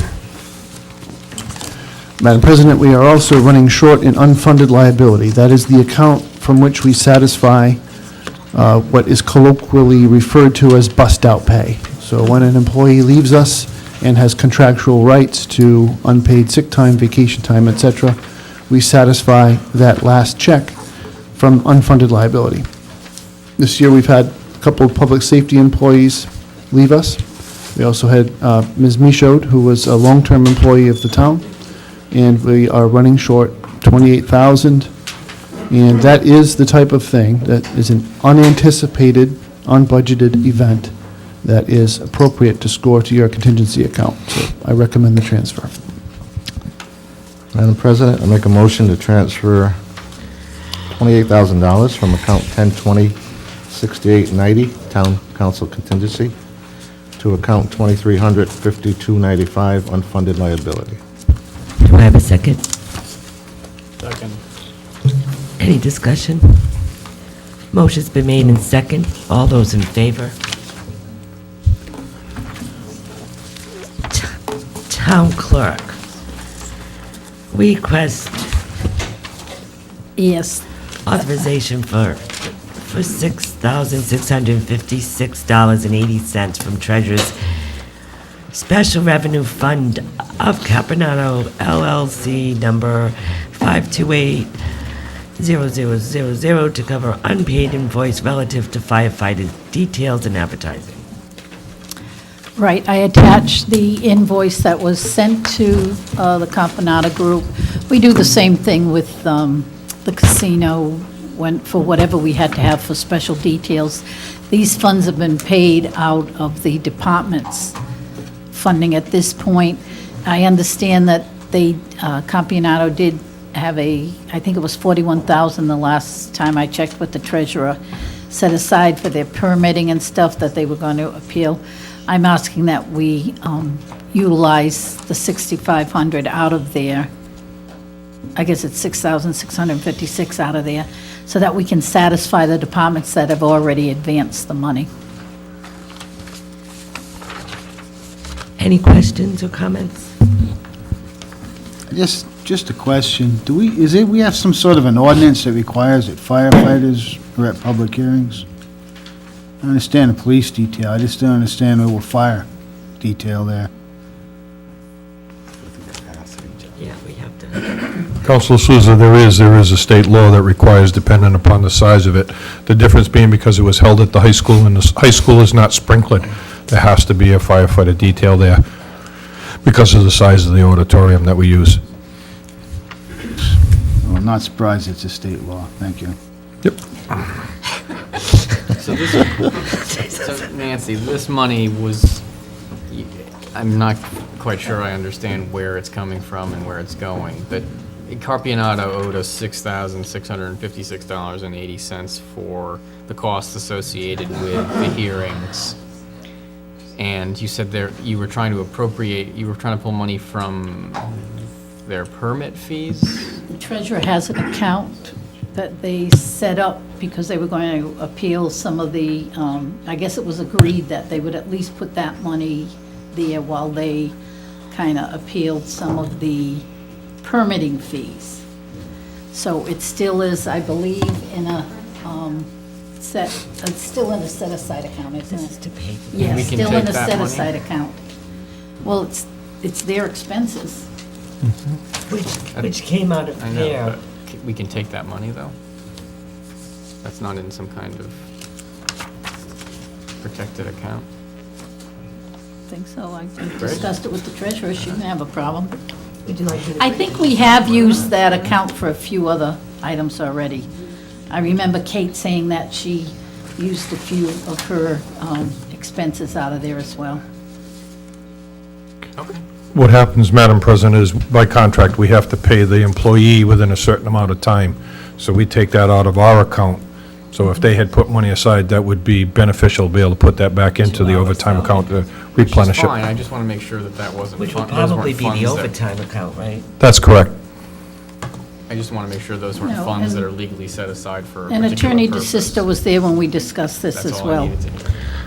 Oh, all right, I was going to have the treasurer just answer that question. We can take from this account. Yeah, the question I had wasn't a financial question, it was a legal This is not question. yes or no, obviously. They made two deposits with the planning, with Kate, $37,000 and $10,000. And so far, I was instructed to pay for the fiscal impact study, there was an inspection, and there was an advertisement that they, all for the hearings. And that's, so when Nancy approached me, you know, and that's what the money. This is expense that's- from the hearings. So this is an expense from the hearing? Oh, yeah, this is to have, These are from the public this hearing. is to have From the the public hearing. firefighters Okay. there at that. I guess it could come out of their account. I mean, there must be some agreement. They must have had an agreement. That's what I'm wondering. I just want to make sure that, Who would, Kate would know because that. if you have a fiduciary responsibility over the particular set of funds, then there are requirements and rules that are, Well, typically, when we have any kind of funds from a development, as the inspection fees are being paid, then it's drawn from that fund. okay, So I applied the same logic to this. comfortable, I'm comfortable. Well, we did go over it with him. We did go The over attorney it was with there. Tony. All right, He was all right. there. Tony, Okay. Okay, so we need a motion? yeah. Make a motion. Would you like to ask Tony the question? No, never mind. All set? Yep. Request authorization to use $6,656.80 from the Treasurer's Special Reserve Fund of Capianato LLC, 528-0000, to cover unpaid invoice related, relative to the firefighter details and advertising. Is that going into an account, or? It's going back to the firefighters. Yeah, but is The there an overtime. account number? Probably It's the going to be overtime. multiple accounts. It's going to be multiple accounts. Right, because there's advertising, there's fire, there's police. I'm going to do it No, right out of it's that certified account. mailing. So I'm not going to transfer, I'm going to charge that account. Save that, because somebody's going to want to know where it went. I see what It's that says. advertisement, firefighter, certified mailing, and police detail. Okay? Did you read this? Yeah, I did, but I'm reading the invoice. That's off the That invoice. totals up to 6656. Right, that's off the It's just invoice. that that's not what it looks like on here. Okay, Okay. that's on the invoice. Been seconded? Motion been made in second. Any further discussion? All those in favor? Town clerk requests authorization to waive bid or advertise to purchase municipal court software. Request use of funds for purchase from council contingency of $7,000. Nancy? Yes. In talking with the solicitor on this one, we are going to, he suggests we go to bid on this. What I need to do, though, is to try to secure the funds that I'm going to be paying for this. This is the software system to run the municipal court, to make it comply with all the state e-ticketing and all this.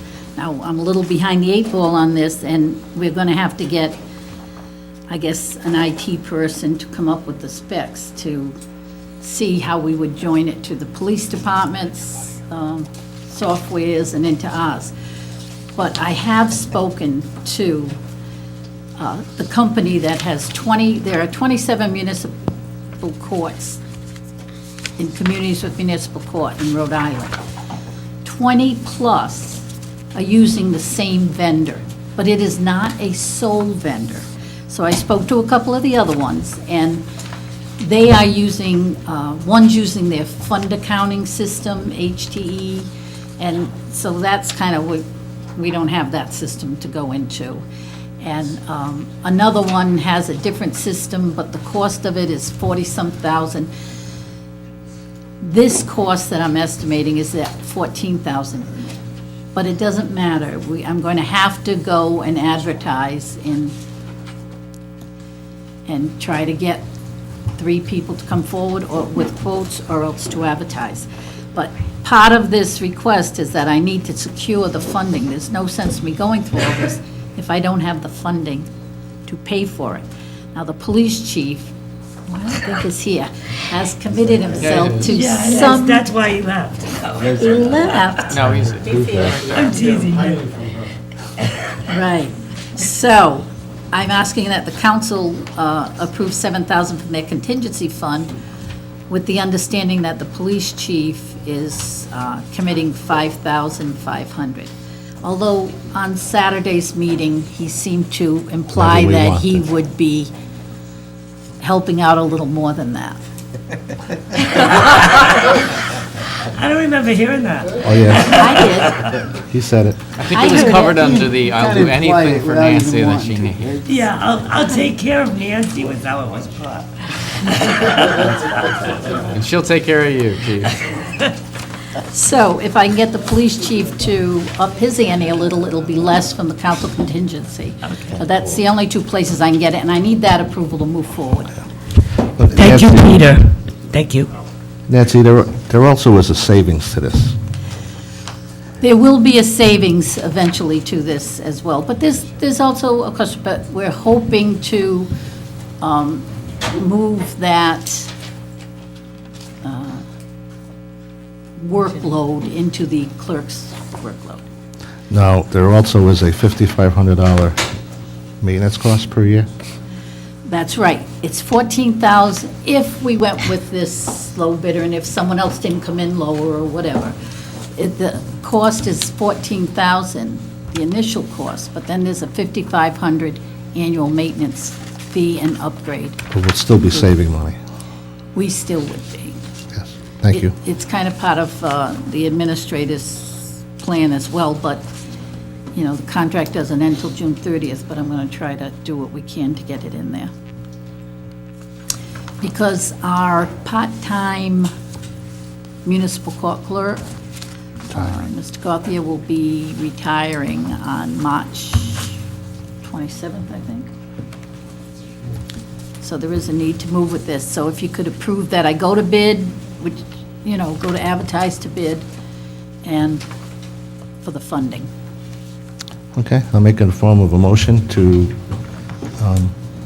go out to bid for municipal court software to use the funds for purchase, it's from the, from the town council contingency fund of $7,000. Do I have a second? Second. Any further discussion?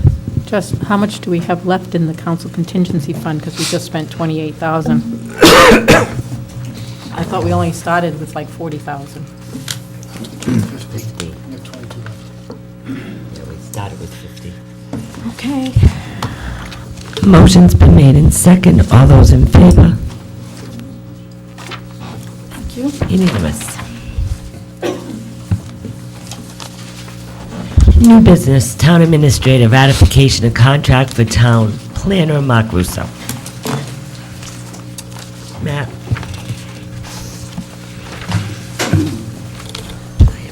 Madam President, over the last year, the town of Tiverton retained Mr. Russo's services as town planner under a one-year contract with the option to renew. And as we approached the end of that contract, there was a change in staffing here that led to a recognition that we might want to reorganize this department and also consider the workload, experience, and expertise required to conduct that workload. Over the past year, it was the test for Mr. Russo, although he's senior to me in experience, for me as a former economic development professional, was to determine those soft skills that are not easily measured in a conversation, in an interview. Economic development and long-range planning requires a personality type and an open mind to confront uncertainties, to be able to manage through issues with multiple moving parts. In other words, to be a system thinker, to realize that we're not yes or no on proposal A. We need to have proposals A, B, C, and D all in play, all the moving parts, because in order to protect the best interest of the town doesn't necessarily mean you always have a black and white, one step at a time approach to problems. So multifaceted approach, and once again, a certain amount of experience to not be intimidated by uncertainty, but to move forward. For me, that was the critical soft skill test for the last year. Throughout this same period, probably the last month and a half, as we've coped with transition staff in Town Hall, speed with which Mr. Russo has arrived at the conclusions that he is beginning to form about the way we've conducted the administrative officer position as well as planning, and the level of thoroughness that he's gone through, assembling records, identifying errors, building plans to address those errors and move forward, has been a necessary second test. So I can say that, in my personal opinion, we brought a contract to you for 3 years. The contract is contingent upon Mr. Russo holding the administrative officer position. The initial appointment to that position can be for no longer than 1 year. Thus, in its operation, this contract is somewhat open-ended. The town council will get another opportunity to review Mr. Russo's performance and make additional thoughts in the future. However, based upon the track record I have in front of me, the skill set I believe required, I'm urging that you ratify this contract this evening so we can move forward with this relationship.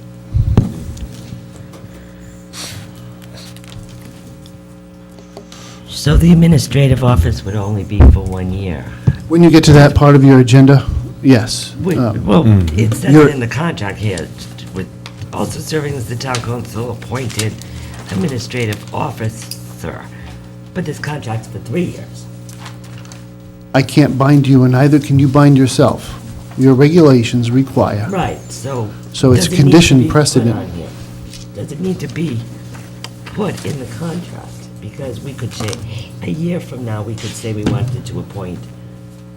Am I misunderstanding? I think so, because I think this is what we agreed to. You understood that occupation of this position was contingent upon being the AO. There was no reason to continue with the position if it wasn't also combined with the AO. Policy reads that we have to appoint someone yearly, with the recommendation from the planning board. No, your policy reads that, the ordinance reads that the initial appointment is for 1 year.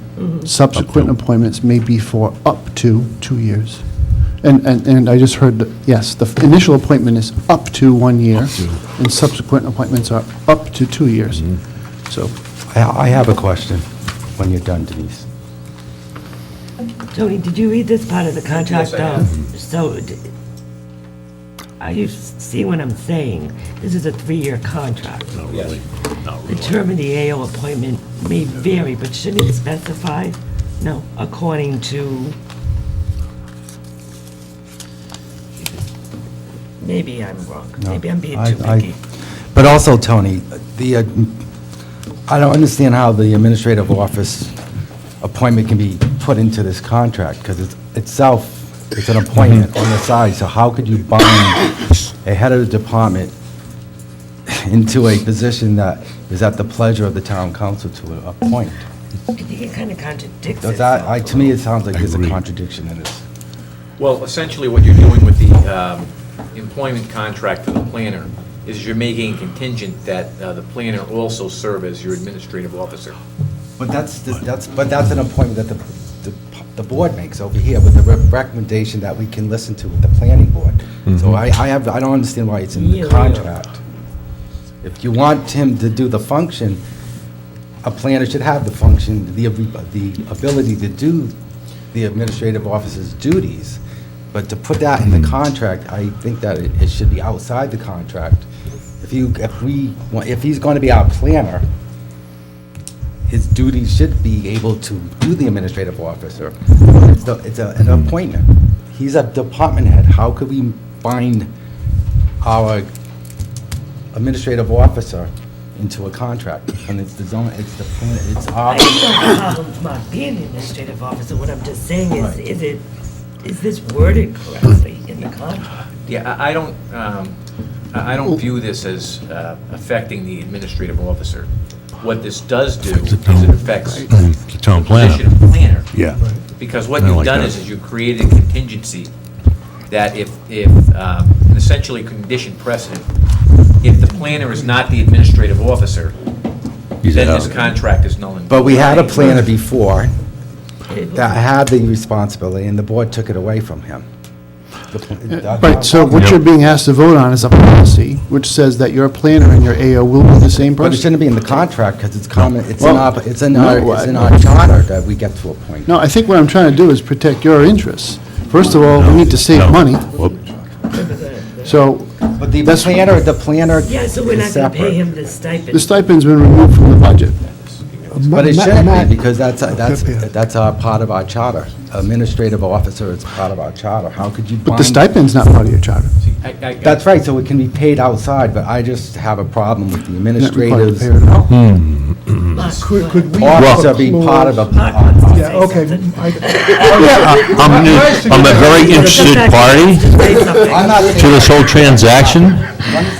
Mark is in the room. I'm here. I don't see this the way it's written as a 3-year contract as a town planner, all right? I see it as a 1-year contract if you give me the AO position for 1 year. The way my original contract was worded with the job description, it said the town planner may be the AO, may not be the AO, but left the flexibility in the job description. So it wasn't limited by the fact of filling the role of the AO. Now, he is, with his contract, he's setting up an indefinite term, and I don't think that's what you want to do with a town planner position. Well, It should well, be part of the contract, it should just be outside like it always does. Or you could have a phrase like, "if so appointed," when you're referring to the administrative officer. Because what we're doing is, it seems to me from the language here, and I agree with Peter, it seems as though we're almost forcing the planning board to take him as an administrative officer. All I'm suggesting is that they may or may not want him as the No, administrative officer. first of all, the planning board's role is advisory. right, but but it does, But it shouldn't be in the contract, it should be outside the contract with the board. but the way it's worded is they advise. Well, if it's in his contract, he's gonna do it, then But if, they could advise whatever they want. if it's not in this contract, how do you demand he does it? Simple a vote. I don't know if I wanted to demand he does it. I don't think we Well, want to so- compel our employees to do jobs they don't want to do. Right. Right, I First don't off, think you the want idea was to that. combine it, and You're so we've had a far off. planner who agrees to have it combined, but Not if it's so not, far off. if it's not somewhere in the contract that that's part of his job, how do you insist that he actually does it to begin with? Because the duties of an administrative officer should be a planner's skills. So there you go. So Matt has determined that he has the ability to be the administrative officer because he has the skill set. So the contract to be a planner is the planner. The administrative officer is part of our charter that we get to choose to pick. It shouldn't be part of his contract. Well, it should Well, be it- somewhere in his contract that it's, that. Well, the job if skill it's- set, this job skill set is in here, but the administrative officer is part of our charter that we get. But it has to be appoint. instructed that it's part of his No, job. we just appoint him, we get to appoint him. What if he doesn't want the appointment? Excuse me. It's not in the charter. I want to just tell you this. Again, this is the one thing I agree with Mark in. What you're looking at is a 1-year contract here. Right. Even though it goes for a term of 3 years. If Go ahead. it's a 1-year contract. It is a 1-year contract. Because if Well, it is. the administrative officer is not renewed, then he The can't serve as contract planner. expired. So essentially what you're saying is by this agreement only, with this particular planner, that to be planner, you have to be the administrative officer too. So could we give, because this is the first time that Mark is actually taking on the whole position as planner, which we all know, and the administrative office, I was going to suggest that this becomes just a 1-year contract with a reevaluation afterwards, and see if we want to go another 2 years or whatever it is. I thought we would have this a year contract anyway. So if that's what you're doing, and you're only putting the AO in here as the town planner for 1 year, and then we can reevaluate it in a year, is that what this is? The square I'm trying to turn into a circle is I want the planner and the AO to be the same. I'm recommending that you agree with me that the planner and the AO should be the same person. You're constrained by your own ordinances. You can only appoint the AO in his initial term for up to 1 year. So what I negotiated with Mark and brought before you is a very pro-management contract. If you were to be unsatisfied with the services rendered as AO, which has been a dialogue that has occurred, then you would not have to reappoint him, and this contract would go away. But he'd have some, if he came back to the table, you can imagine the conversation would be, okay, it's been a year, you want to reappoint me as AO, I have got 2 years left in my planner contract, can I have the whole 2 years as AO? You make that appointment and you're done with this, then everything will be coterminous after that. And let me just play sort of the other side of the table of, in the event that we mutually decide that at the end of 1 year, the arrangement for AO isn't working out and we've got somebody else, whether, I don't know who that is, but anybody. And we'll say, best case scenario, they require no stipend. That would bring us to a point of renegotiating a new contract, correct? That's correct, With Mark. Right. Because That's we'd have correct. to take the AO Right. out of this contract. Correct. So So this is a it year seems a little bit hard and, Doesn't make sense. it makes sense to me because it's not compelling us to keep the administrative officer as the planner for any more than the term we allot, 1 year. I suppose we could say 6 months, but we would have to make that, yeah, we would have to make that arrangement. But a year goes by pretty quickly anyway. And then there are automatic triggers. If we decide that it's not working after a year, then we start Renegotiating Yeah. the town planner contract. Yeah. I just wanted to make it clear in my mind. We're still Because feeling the our way way that through we this, dated because we're still carrying around the baggage, and this predates me. I wasn't here when all this occurred, but, you've had an experience as a town with a planner who was an AO. You also had experiences with a planner being separate from the AO, and in the same very narrow time frame, you also had no planner. And an AO had, precious little supervision, frankly, because the AO doesn't respond to anyone, does not answer to anyone, does not report to anyone in the administration, except the town council. Not even the planning board. The planning board can give you lots of feedback, but the appointment is yours. It's your evaluation to do. So, as we feel our way through this, how do you want to do it? I'm doing the best I can to get you a quality employee, but to protect you by giving you another bite at the apple in 1 year, which I think the statute conveniently made unavoidable.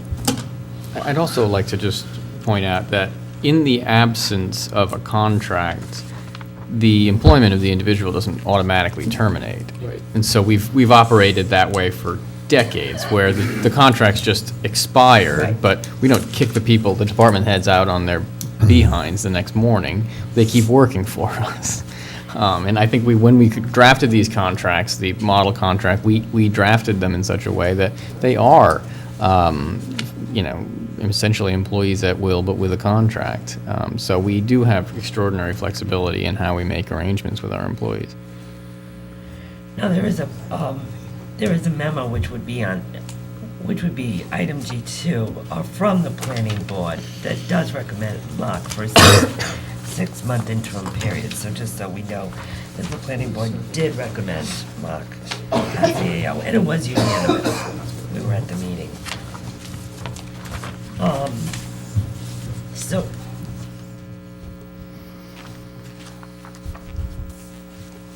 anyone else like to add anything?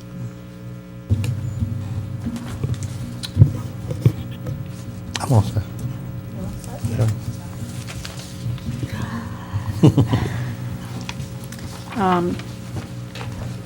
I do see the recommendation of the planning board for Mark Rousseau for a 6-month interim period, and I was at the meeting, and I think they called it a probationary period to see that, what his performance level was and could he do the job.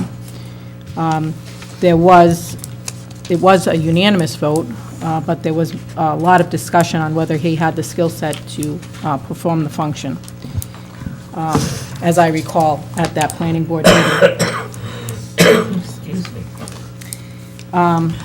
I can understand what Matt is trying to do in tying up the AO position with the planner contract, But if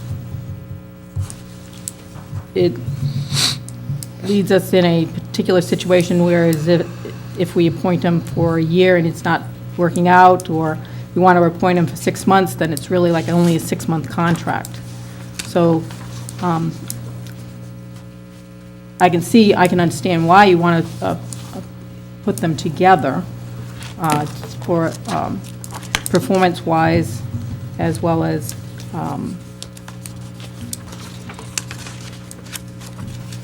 whatever.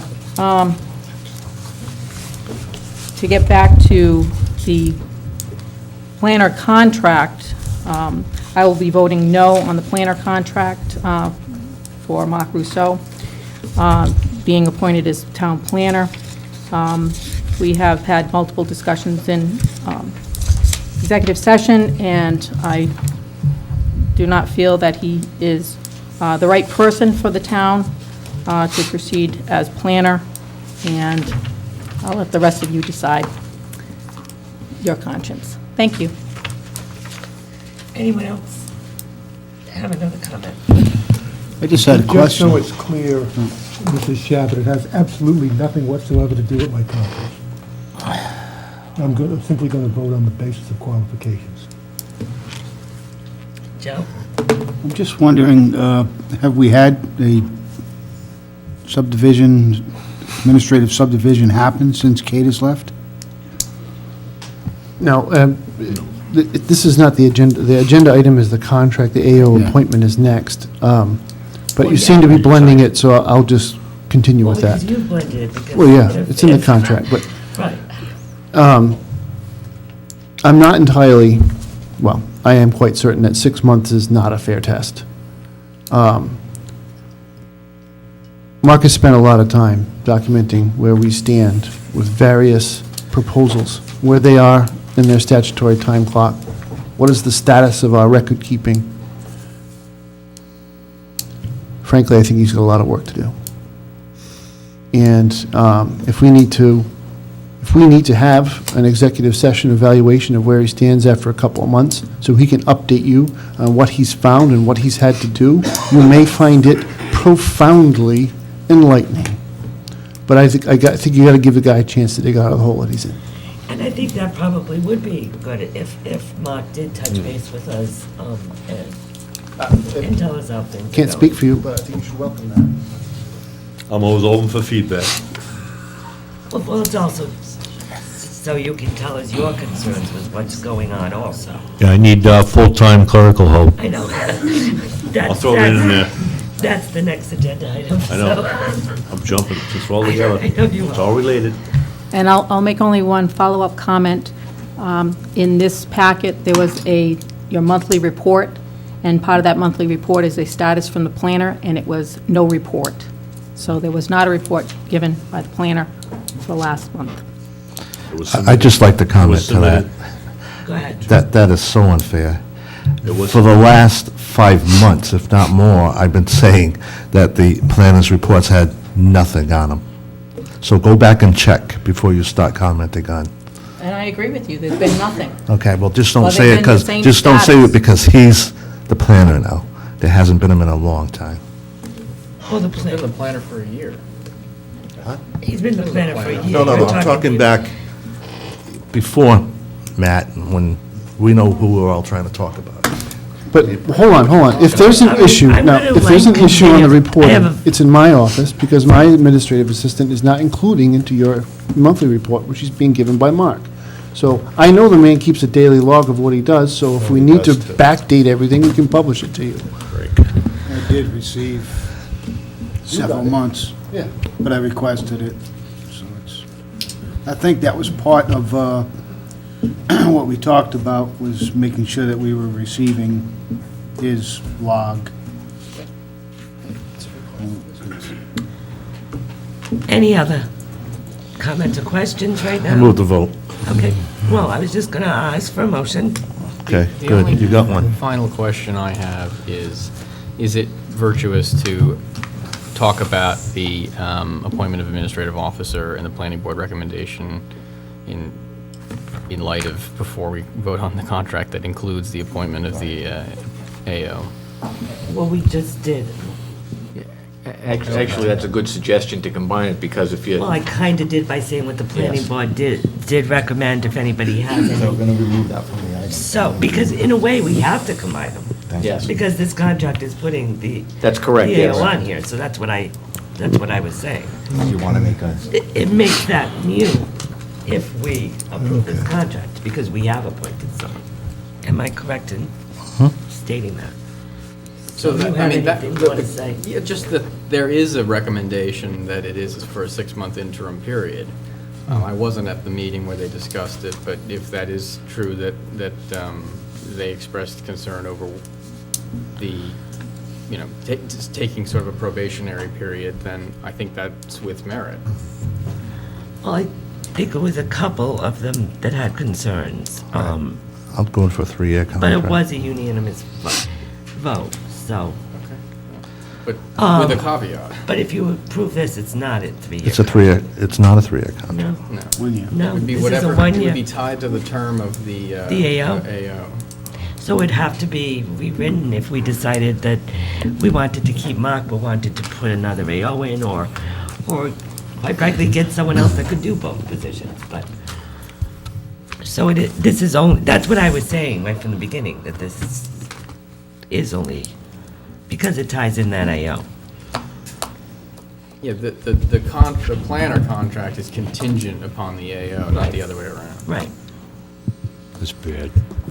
All right, would anybody like to make a motion? That's bad news. If you ratify the If you ratify contract, this, we, you just named the we've done AO. both. That's what I'm trying to say. I'm going to move that we ratify the contract for the town planner, Mark Russo, as attached to the agenda as item G1. Do I have a second? I'll second. I just have just one quick thing to say, that I've tried to come down here as much as I can, not bothering Mark and tying him up, but I could say every time I've came in, he's been working on something, I've been receiving his reports. I think he's trying hard to fit in town hall and meet a lot of people and to learn the job, because I think he really wants to work for the town of Tiverton, so although I was previously against the planner, I think that I'm actually starting to see some work be done in that office that's going to help the town with economic development, looking at some of our zoning and planning problems. So, everything takes so long. It's aggravating that it takes so long just to get the littlest things done, but the government works at glacier-like speed. But I'm going to support this with the understanding that we're going to review it again in 1 year. Dave, did you see what we're talking about? Yeah. It says may continue for 3 years, but May it's all continue for 3 contingent on the performance. Okay, so it may continue for 3 years. All right. The only final comment I have is I think the 6-month interim period is worth consideration, and if this contract doesn't provide for that, or this motion doesn't acknowledge that, then I think that's a shame. We would have to change the whole language of this contract, and it would be a 6-month contract. I think you had just said, Brett, that his contract is basically, it's a contract, but he still serves at the will of the council. If it's shown to this council, if the administrator was to come to us in 6 months and recommend, I think we have some leverage, don't we? If the Madam job President, may performance I? is not being met? Of course. If I might, But could I make one other Wait a minute, comment? just- I'll defer to a Sorry. member of the council who wants to. The administrative officer, though, is supposed to write to the town council, correct? If he's now his administrative office things is now tied into this contract, does he report to us, or does he go report to the administrator? He's still, that It doesn't change the. It doesn't change, but it's saying that it's part of the contract. It doesn't, but I'm going to make a recommendation to you. If in fact this contract is approved, there should be an additional motion, which is on the agenda, that you appoint the administrative officer for a set term. And I think at that point, the answer to your question is his performance, yes, is reviewed by you. So there is council Any reports to us as well, right? The administrative officer. Yes. Yes, but I mean, most of his work is going to be with the planning board, so.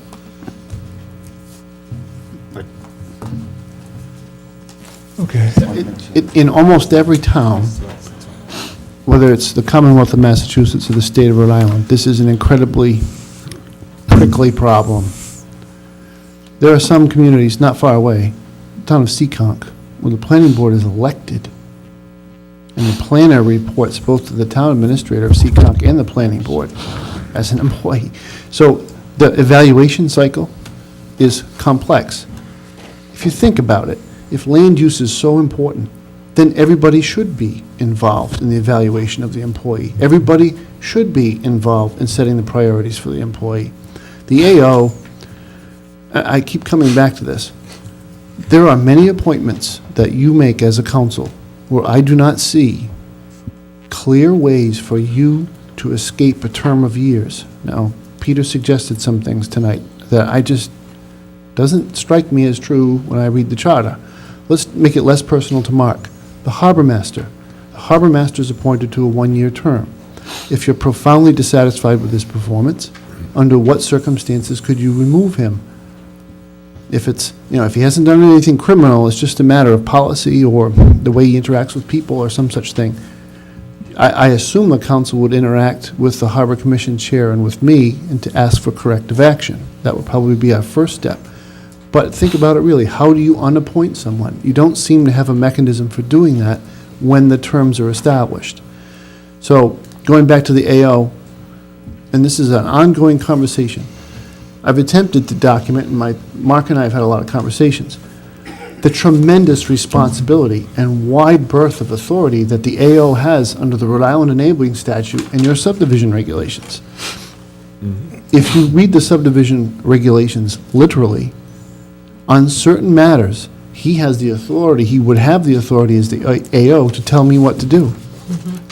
And to tell Neil Hall what to do, and to tell the public safety chiefs what to do, and the DPW director, in order to affect the meaning and the policies of the subdivision regulations. And that's why the AO reports to you guys, because you're the chief policy-making body. So, getting back only to the 6-month thing, I think I understand the planning board. It's a very valid point to say, because most of our contracts have 6-month probationary periods. So that's fair. I think with the case of Mr. Russo, he has been an employee of the town for the last year. We've had an opportunity to evaluate work ethic and engagement on the issues.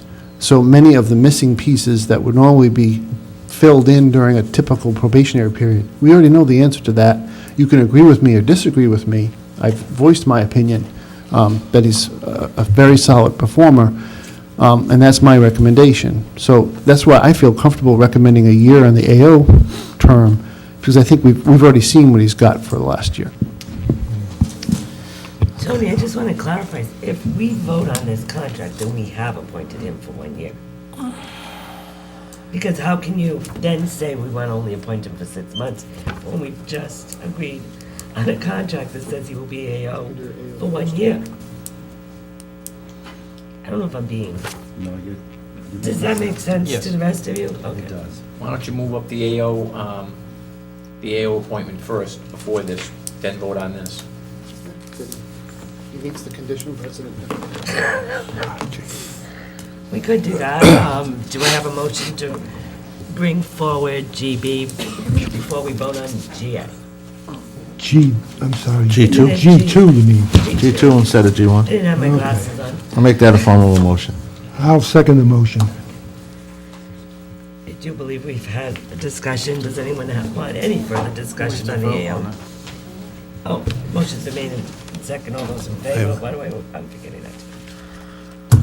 Okay, so, You vote? You vote, Joe? I wasn't clear what we were voting on. We're voting on number 2 first. To move it forward, okay, I'm in the affirmative. okay, so now, appointment of administrative officer. You have a planning board recommendation in front of you that says that they do recommend Mark Russo, but for a term of a 6-month interim period. Which I think is not unreasonable. Any further Look, discussion? I'll make a comment. If we were really honest with people who are listening here tonight, we'd recognize that Mark Russo has been put in a very bad position. This town is divided between people who want no town planner, want no economic development, and the opposite end. And Mark Russo's caught in the middle. We're going to make a decision tonight whether we have a town planner and whether we have an administrative officer. That's the issue. Mark should never have been put into this position where he's sort of the punching bag for this political issue. See, but that's where you're wrong, Jay. 'Cause No, no, my I'm comment- actually- When he came in No. front of us the first time, I personally thought he was not qualified. So don't put me into the anti-development group. My comments were at the beginning. We can that I agree- believe that he was not qualified. And you would Thank believe that anything Wow, involving I'm glad you think so, Jay. That's I really think that. We're Yeah. going to go back to the topic of AL. Does anyone have any discussion about the 6-month interim period? I'll just say that I don't think it's necessary. I think we should No, just make 1 the year. appointment for a year, and I like want a it's 1 been year. done in the That's all. past, so let's get it done. I'd like to entertain a motion, please. Make a motion to extend it to a year. Second. Motion's been made in second. Any further discussion? Just, I want to make comment for Jay, that I certainly, being in management for 30 years, I know how to evaluate skill sets, and I am voting based upon skill sets, not on any emotion based upon economic development or no economic development. Well, then, don't ask me to vote on conscience, because what I'm voting on is the qualifications. I've met with Mr. Russo any number of times, and he seems perfectly qualified to me. We're getting back... That's in your and opinion. in response to That's Peter... in your opinion. Peter has been opposed to all economic development in You are this so town. wrong. No, I'm absolutely right. I'm absolutely right. And that's why you came into this meeting tonight with orders to vote against Mr. Pfeiffer, to vote for Mr. Pfeiffer. All right, stop. No, you have your orders. I have a motion on the Peter, floor. you have marching orders. You have your orders, too. The Papiano's your order, is that where you get your orders from? No, I've never, Thank you. I've never spoken to Mr. Are you He's another? stopping No, yours. no, I'll be happy to, I'll be happy to. Escort him out. I'll be happy to I continue. will have the you discussion. escorted out, guys. Okay. All right, motion's been made in second with a lot of discussion. All those in favor? 1 year. Opposed? Okay. Now, the next is, we're going to go back to the planner contract. I'd like to entertain a motion to appoint Mark Russo as the planner. Make that with a the form of a contract. motion. And I'll second. Have a motion and a second. Any new discussion on this? Motion's been made in second. All those in favor? Opposed? 4-3. Okay, we're going to move on, and we're going to try to move on quieter. All right, congratulations, Mark. Don't go anywhere. Stay there. Don't screw. Mark, you want to stay there to discuss my next item? Discussion and action of planning board clerk vacancy. We're going to have the town administrator explain his memo. And it's a valuable discussion. If we all take a deep breath and think about, how do we staff this office? How do we staff all of our land use functions? In an opening exchange with various parties around the staffing in town hall, one thing that we keep coming back to is how our land use functions face a tremendous workload. So we have inspections, permit application, notice of violation, enforcement action that both of the professionals in our land use functions undertake, both Mr. Hall and Mr. Russo. With Kate's departure, her job role was so difficult to define because it combined an AO appointment with a union-represented clerical position. You can imagine that in many cases, the job responsibilities and the workload was blurred as between the two.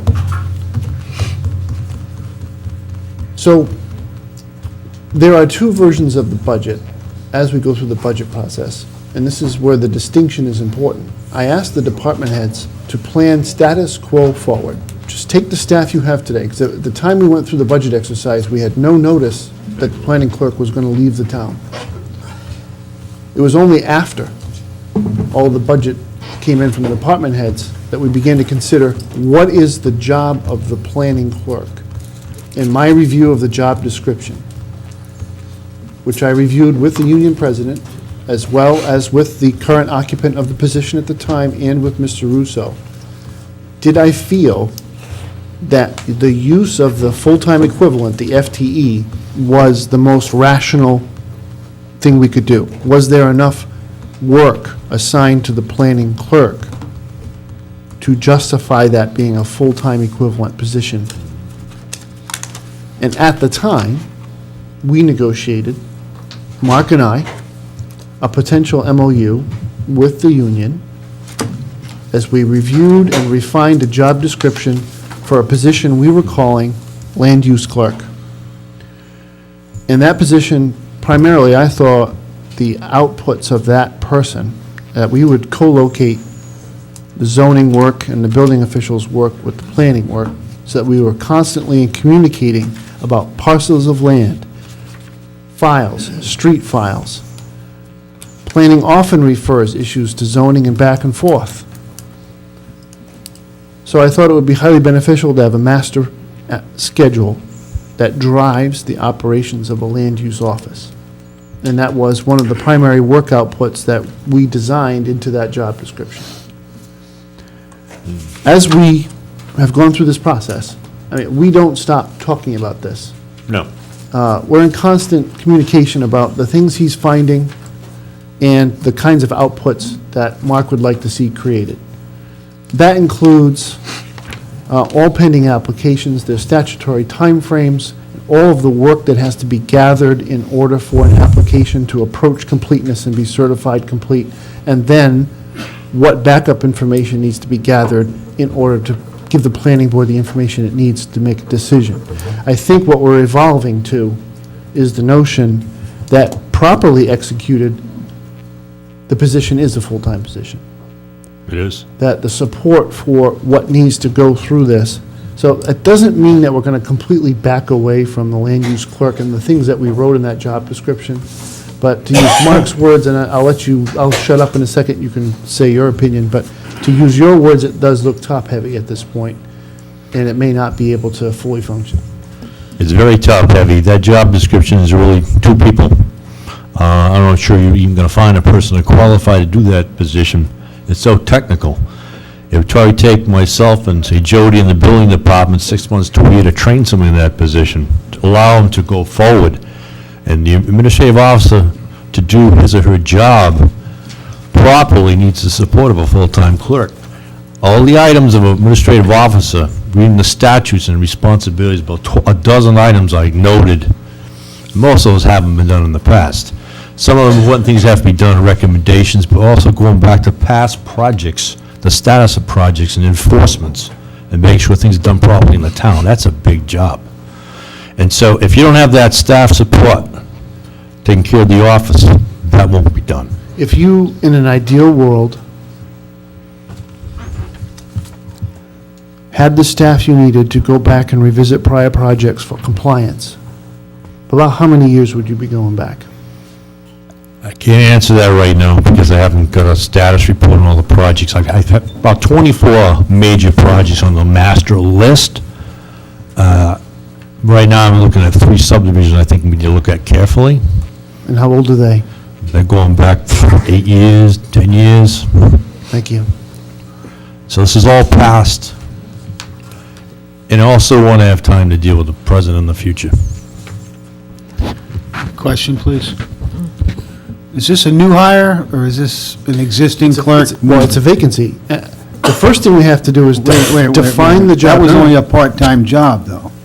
No, it was a Because- full-time job. It was a full-time. Well, I thought she filled in at different places around Town Hall. Correct. She did, but she still had a full-time position. And she served as the administrative officer. Correct. Correct. So, But she did get paid to be the administrative officer. I understand, but In I'm addition trying to her- justify a full-time clerk when it wasn't a full-time clerk. When Yes, it she was was. in that Yes, it office. was. It was a full-time position. She filled in just like someone else in the clerk's office may fill in somewhere where someone called in sick and they need someone there.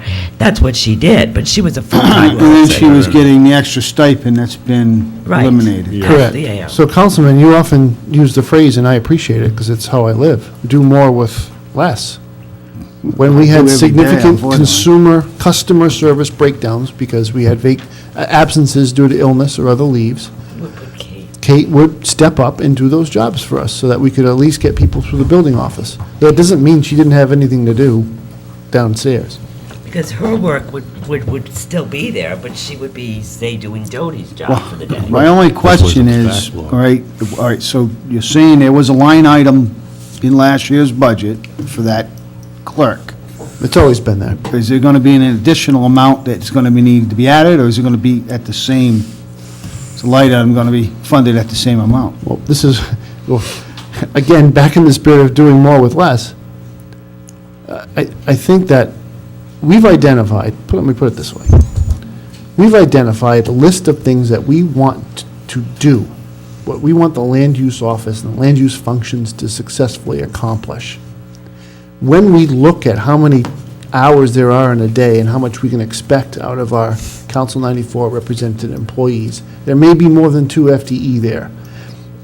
I'm not going to recommend more than 2 FTE, and one's already filled with Jody Roy.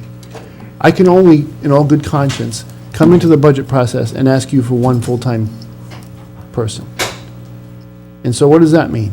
That means the job description may be broader than what we actually demand for that person to do for a while. If the gentleman has something he needs to catch up on, all that work's going to have to be done.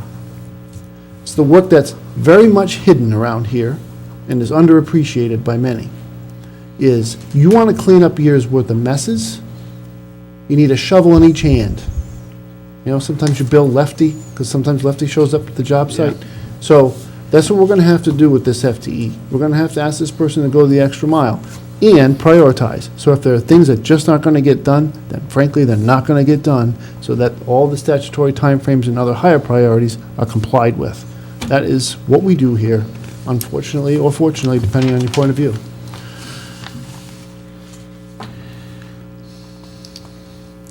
Well, I just say personally, I'm going to need a little time before I'm going to be ready to vote on this, so I'm not going to be, I think you should discuss it tonight. I'm actually reluctant to have you vote, because I don't know. I'd like to take another crack at this and make sure that we thought we were all set 2 weeks ago with what we talked with the union president about, and you and I thought the workload was. If you're finding it's more and it's different, then let's take a good look at this. a lot of backlog. I'm all ears if the planning board has thoughts on it as well. I think it's something we should move on relatively quickly and We've not, got to. We're going to post this. let's I'd like to not- post this in about 14, 15 days. So one more council meeting, and we got to do something. correct. Well, our next meeting's not till March 14th. We have a special meeting on the 29th. We could put it on that agenda if that's what you want to do, but would 1 week be sufficient for you to Oh, yeah. relook at? Oh, yeah, we'll take care of Yeah. that. Talk about foresight, huh? I knew it was going to happen. Good job, Seth. I'm glad That's you why it's a recommended that. special meeting, Brett, knows it's gonna happen. It was a leap year. You had to have a meeting on February 29th. Hey, it's a All right, full moon so tonight. we'll continue this. We'll continue this until the meeting of February 29th. so moved. Second. Is that a motion I So, I'm made? sorry, what's the motion? Motion and a second. Motion Joe made was to continue it. Okay. Dave seconded it. The motion's been made and second. All those in favor? All right. Councilman DiMederos, discussion and action. Did I forget something? No, I just said thanks, Mark. Okay. Councilman DiMederos, discussion and action on legacy financial requests. Mark, you may want to still stay up here. Mark, you may still want to stay up here for this item. Back to work. I put this item here because the standstill agreement expires as of March 4th. And this is my own personal opinion, during the discussion at our last meeting, I was concerned about Legacy asking us for a TIF bond. And talking about that they may need us to have a TIF bond. They are going to the state, and if you read the letter from their executive officer, it does state that he did go to the state. But personally, I am not willing to put the town in further debt with this project. And I don't know what the rest of your opinions are. I asked Mark to put together, and I believe it was Mark that put together this little financial piece so we could actually see what they were asking us for. Now, my understanding, if they get the state to fund this completely, then the town has no obligation. In theory. In theory. In theory. But that's what I But wanted that's- Mark to that's not explain. practical. But if you listen to him, that was kind of what I got from that discussion, that he was implying that he was going to the state. Excuse me. They did go to the state and had a productive meeting, but they're in the same situation where the town, in the sense that they need more specific numbers, more analysis to figure out what they'd be able to potentially give to a project. And Legacy Group and their consultants, John Hanson, they don't want to give any specific numbers to the town, or even the state, until they have the land under agreement at the industrial park and negotiate specific numbers they need from the town and the state. And it's this council's opinion that I would not want to make an agreement to buy the land if in theory, we may have to go out to bond for this land. So that's why I wanted this active discussion and see what the rest of you feel, because I really do feel that I do not want to put the town in debt with this project. So does anyone else have any comments? I'll join with you 100%. We cannot afford a TIF bond of any sort that'll put this town in further debt. And if the state wants to, I want you to clarify this one issue, though, Mark. You said that we're not directly impacted by a state TIF. What did you mean by that? Well, they're trying to get the whole amount from the state, but that's not Right. really practical. Okay, so you're saying it's a... That's not practical. Well, my bottom line is, I don't want any tax incentive coming from the town of Tiverton to put this industry there, especially if we have to sell the land to them first. We're essentially become a captive at that point. They can just leave the land there as a desert Right. until we agree to a TIF proposal. So, We'll be paying taxes unless on I it. see some real numbers that are going to say the town of Tiverton is going to have some financial benefit from this, I'm not going to support it. Joe, did you want to? Well, only that, I don't want to chase any developer away, but I think I had spoke out at their meeting that, I didn't think that the town would even be willing to vote, and I wouldn't vote to put it on the ballot myself, but, I want to hear more about this project. It's like anything else, that was their first offer. So, and we don't know what type of assistance. They had talked about, star bonds at one point, which are, and Sales tax too. the state itself, actually, we all think about 38 student net money, but there is a fund to finance projects like this through the state, the rest of that money we didn't waste on 38. There was some money there for these type of projects. So, they might find some state funding. We don't know yet. But Mark, you said that they will not even go forward with this, with real numbers, unless they had a purchase and sales. Correct. Well, And and I'm there you not- go. And Jay, you had just said, that you wouldn't want to see a sales and purchase. I'll just say it this way, and I said it all along. There are developers out there that'll come, once I think once Mr. Long's project starts, we're going to even see a lot more interest in that park. So, I don't want to lock ourselves into any two-year agreement. Same thing I thought with the other people that were interested in the park, that I wouldn't be willing to, sign that sales and purchase agreement and wait 2 years while they find out if they could build it. Keep our options open, but then again, don't slam the door on any one of them. So I think we need to have an agreement with them that we're going to keep the doors open for other development. If they really want to buy it, then they need to just roll into town with a check and purchase the property. Dave? I agree with what Jay said also. I'm not going to put the town in any more debt than what we're in.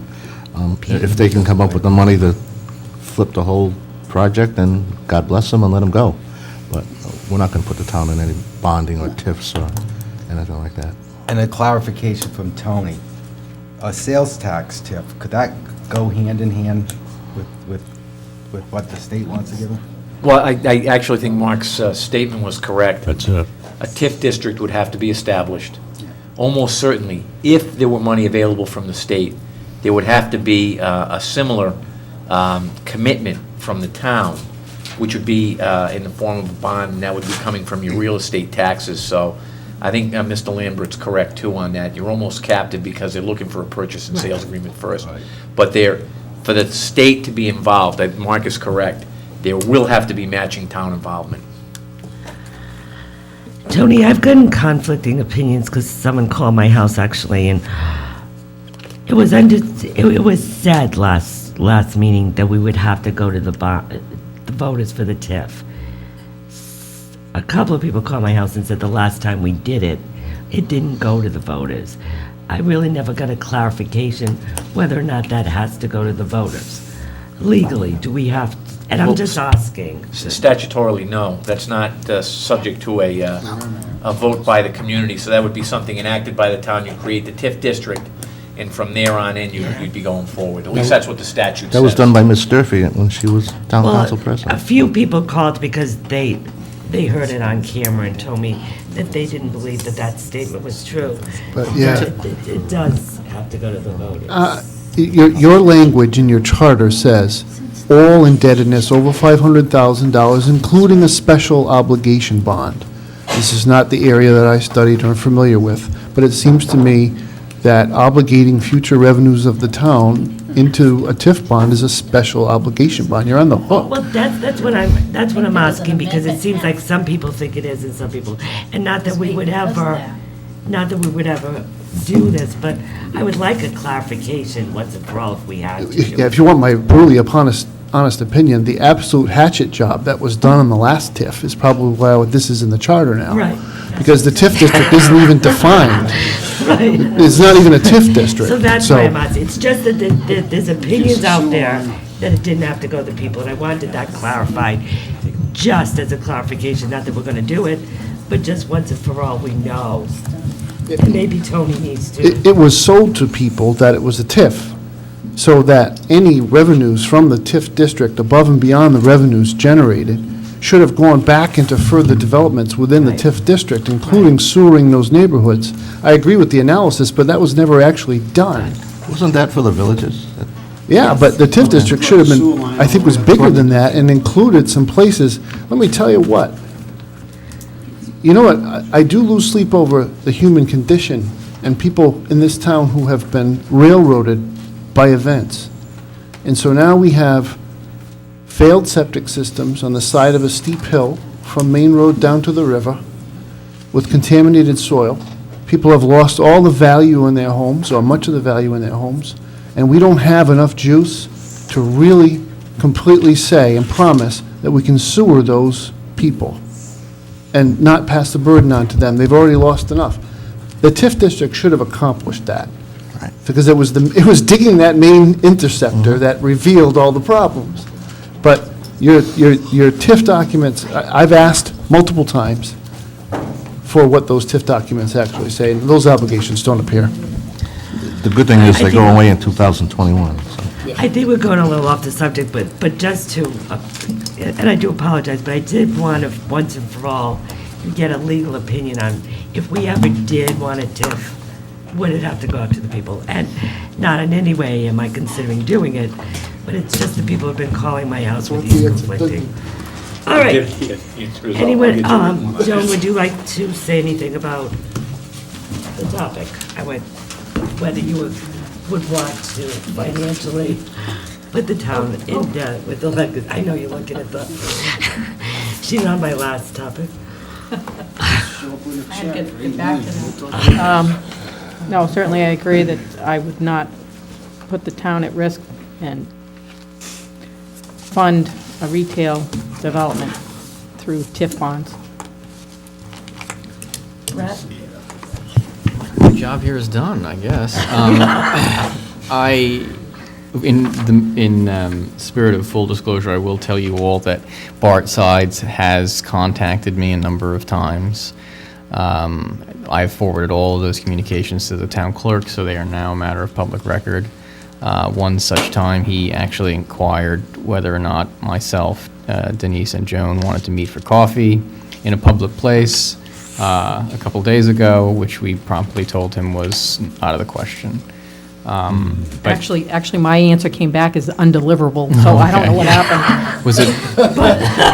Got screened. So And I did speak to Brad, who's spoke to yeah, it was the frequency of the emails is, I don't get emails that frequently from my friends, so that may not surprise you.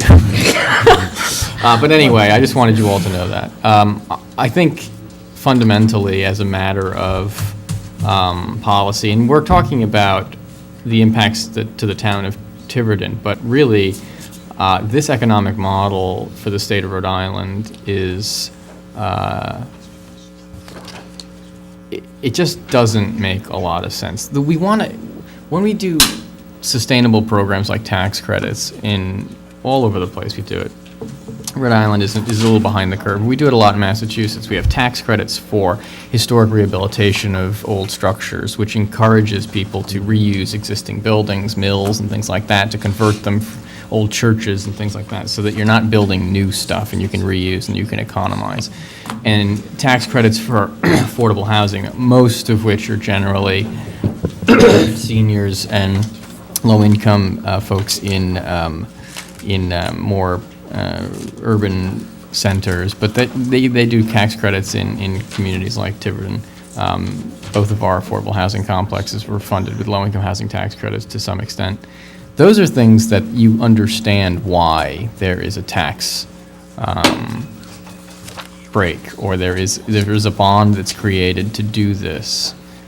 I just, the thought that we want to subsidize retail, it just makes no sense whatsoever on an economic basis. And we would also be creating this situation that we would be putting ourselves in for a period of at least 20 years. I'm sort of just waxing philosophical here because it is just nonsense. It makes no sense economically for the state of Rhode Island and for its communities. Because if you think of what these people want, and it's roughly, they have a $150 million project. They want up to about, from their own admission, about $75 million in subsidy. So right off the bat, they've got a 50% stake in 100% of the deal. Because these instruments, these TIF bonds and these STAR bonds, are non-recourse to the property. They're securitized by cash flow streams, not real estate. And the gentleman who spoke to us from Integra Realty Resources, who's a firm I'm familiar with, indicated that the people that buy those bonds shoulder all the risk. What he didn't tell you is the only thing that would trigger them shouldering all of that risk is the issuer defaulting on the payments. Who's the issuer of a bond? The state of Rhode Island. We would have to default on a bond. Otherwise, we'd be on the hook paying it. If we have backed a bond, or we have insured a bond, or we have done what we did with 38 Studios, which was we guaranteed loans. Yeah, we didn't make a loan, we just guaranteed that they wouldn't be, they would be paid back, and then when they weren't, we had to foot the bill. The whole, and this whole STAR financing is a nonsense scheme. It's saying, well, let's estimate what we can conceivably hope to get in sales tax, and then pay some sort of debt service instrument on that. So you don't even have to touch the money. You can encumber $50 million worth of debt, and you don't ever have to pay it back. It's just going to get funneled through tax revenue that comes this way. But by the way, that tax revenue is supposed to be funneled to the state, which we get a chunk of. Now we don't get a chunk of that. It just makes no sense. It's just nonsense. I mean, it's fun to talk about because it is absurd.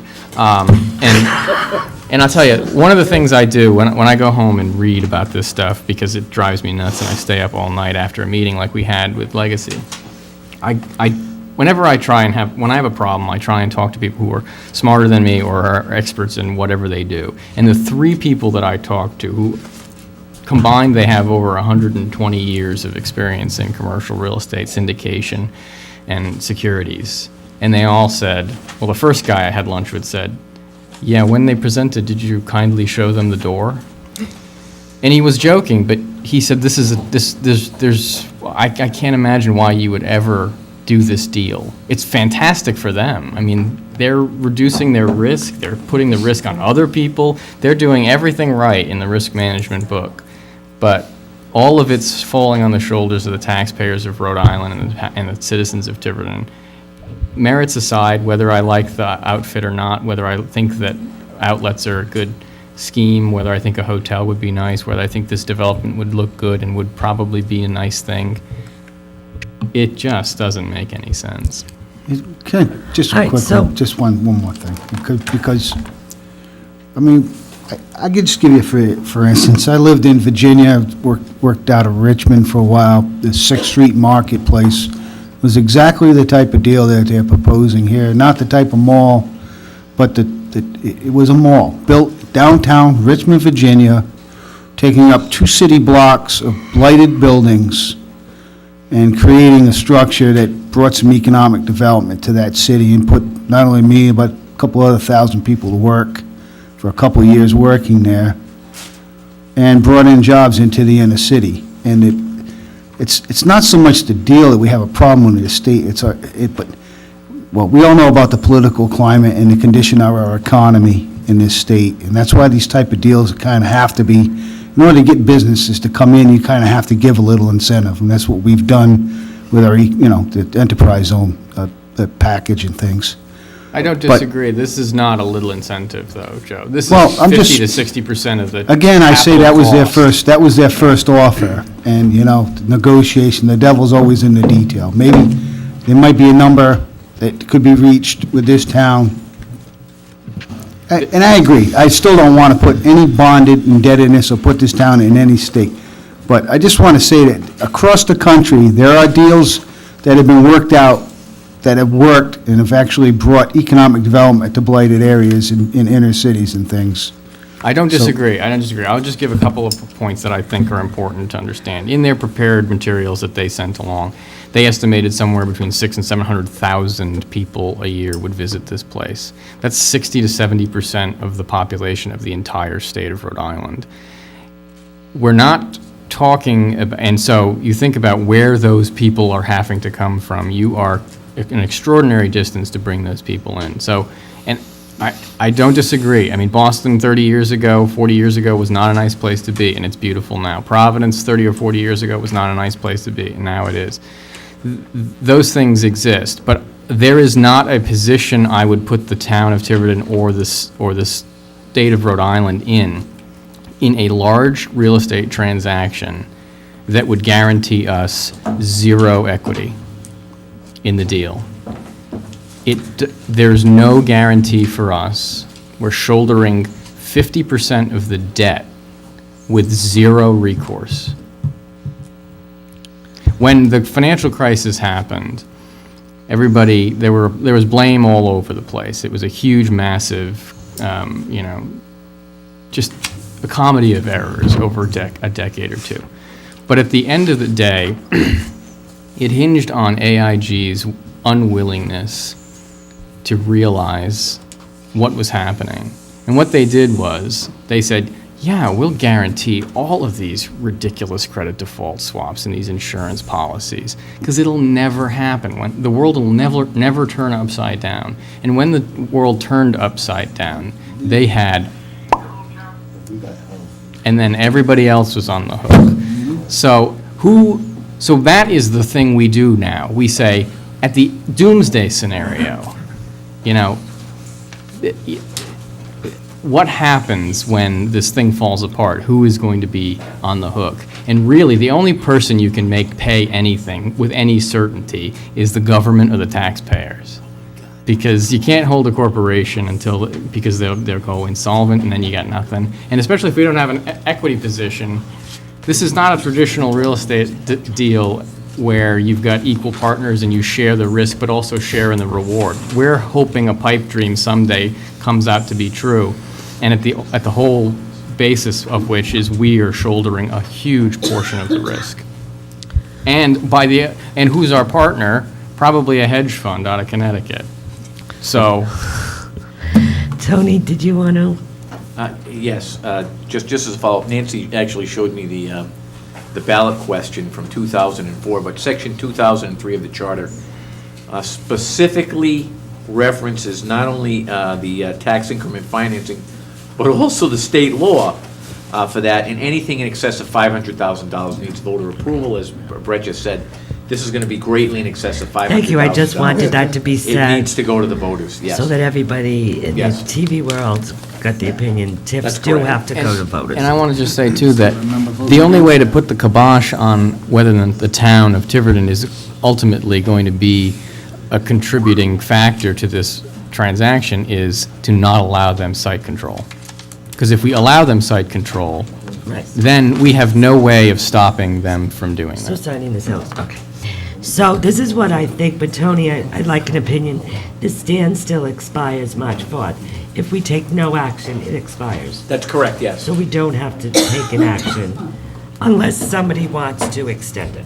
No, but I would suggest that we may Then we take an vote. affirmative Okay. action not to extend it. Okay. And that's what I'm asking. That's fine. We are going to meet with them again before it expires? No, so what you have to Is do it on is, the- I agree with Councilman Pelletier, but we have to do this day by day and interact with these people. First of all, I'm very proud to be sitting here, because you guys had a conversation about the merits of this transaction. You've learned a lot in this entire conversation about how the pricing works, the kinds of proposals you're going to get, and I think, and I speak for Mark, but we absolutely think you're doing the right thing.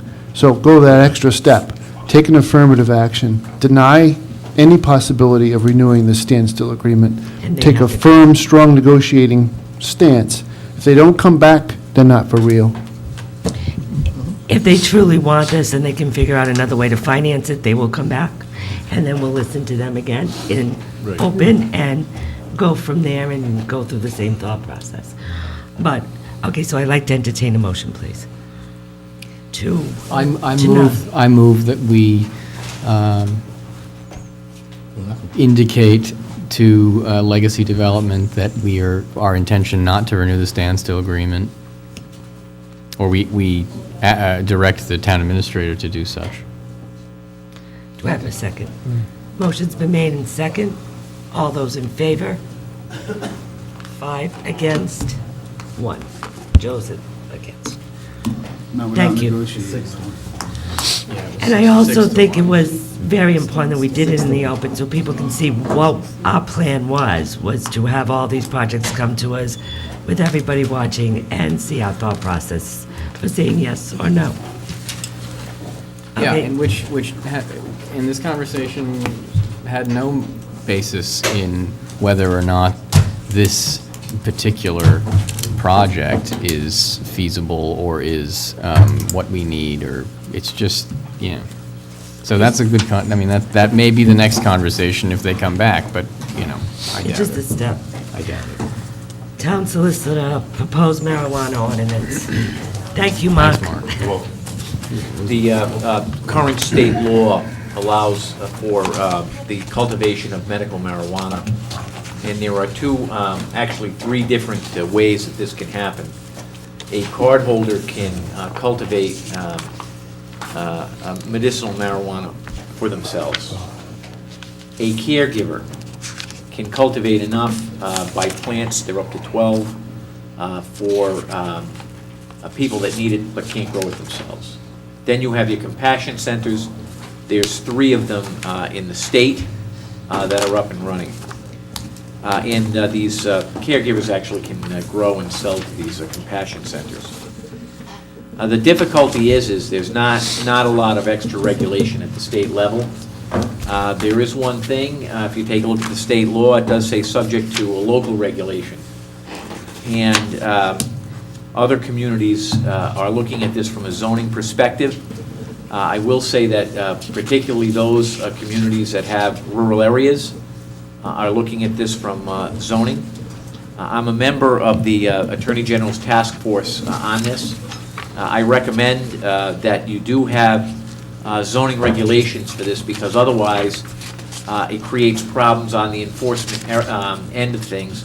I can't tell you how many conversations I've had with your building officials on this because of what looks like to be grow operations on there. They're getting building permits for 600 face. yes, oxygen tanks. That's what yeah. So, I think it's prudent from a public health and safety standpoint to enact zoning regulations for this.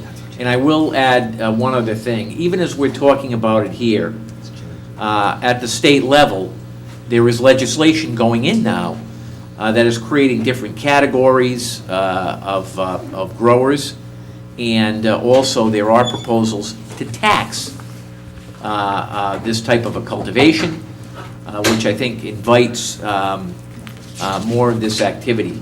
Just like any other type of use that you regulate through zoning, I think it's appropriate.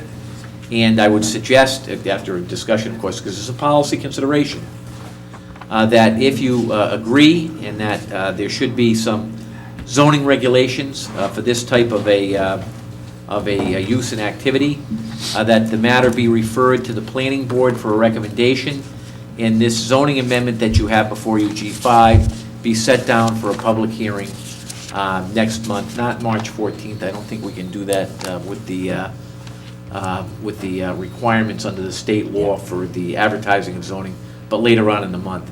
I'm just concerned because events are starting to march ahead, and I think it's appropriate for you to have some regulations on hand to help your staff here. Thank you. And the chief of police, too. Any discussions? I had some questions. Shoot. On the compassion centers, didn't the state set a number that there could only be so many? Correct. 3, and they're already in existence? Correct. But that doesn't mean that they can't change. Yeah. I'm just wondering why, if it's illegal, why we, wouldn't want to allow one in the north end of town, if it's legal. I mean, if it's, I just, Those are straight. we have people in Tiverton that have cancer too, and they might, like to have access. So I'm not, I'm kind of against blocking the possibility of having a compassion center in the north end of town. Those are straight policy considerations. Yeah. What you have here is a proposal. Whatever you think is appropriate is fine, but there should be zoning regulations in effect for whatever type of a use. Agreed, but when I'm looking at the use table, it says non-permitted in any commercial district, so that was just one thing that pointed out to me. I know a few people that go to the one in Portsmouth that are going through chemo, and it helps them eat. Otherwise, they can't eat. I mean, I guess so there's a need for it, so that's probably the only question I had on the whole thing. Yeah, I will say this is probably one of the stricter ordinances that has been proposed at the local level. The reason I did that was because you're at that policy consideration, and you can, take a look at what you want to do. What this proposal is to put this type of a use in your use tables. And that will tell you where these type of uses, if you think they're appropriate, what zones they should go into, and whether or not they need a special use permit. Now, if you take a look at what I've given you here, you'll see a lot of Ns, which means it's not permitted. But that's up to you, and if you see fit to have this type of an ordinance. The only question I have, Tony, is, and we can probably talk about this more when it gets to the hearing, but I understand that we're talking about Rhode Island law, but federally, this is a controlled substance as well, right? That's correct, yes. So I know we have this thing in zoning where people can't rely on a zoning certificate. We have no liability for that if they do something and it ends up being wrong.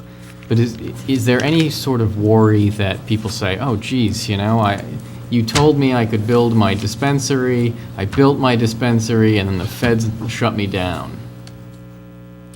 Are we worried about that? Should we be worried about that? I can't believe we're talking about this. but- Whatever To the permits next are issued president, yes. for this type of a use would have to be with a disclaimer that under Okay. federal law, Okay. this is not permitted. You'd have to do I mean, that. you would have to know, but. Yes. okay. No, I think it's I think there's no sense pretending it doesn't exist, so. So I was going to ask what Joe asked too. So and I know the answer to this is no, but we are not allowing any compassion centers. Under this proposal, that's correct. I mean, that's up for discussion. Right, but Yes. under this proposal. And your reasoning for that? Well, I just put it in. Well, I would- Because, I'd imagine this is your recommendation. well, I'm gonna let the chief address that, but Okay. here's the point. We're having difficulty now, and when I say we, I'm getting phone calls in from Neil on this. And, to me, the more it's permitted, the more difficult it becomes on an enforcement end of this. It just is. And you'd be surprised how inventive people can be. And I'm learning things about electrical service that I never knew, and oxygen tanks, and Oh, yeah. all these other things. And that's why, I think from an enforcement standpoint, you want as strict an ordinance as you possibly can get. Other communities have stricter ordinances. I don't know if it's going to stand up, almost certainly, not this one, but there will be others where there'll be challenges, I think, as to whether or not, We can, yes. So, Chief Blakey?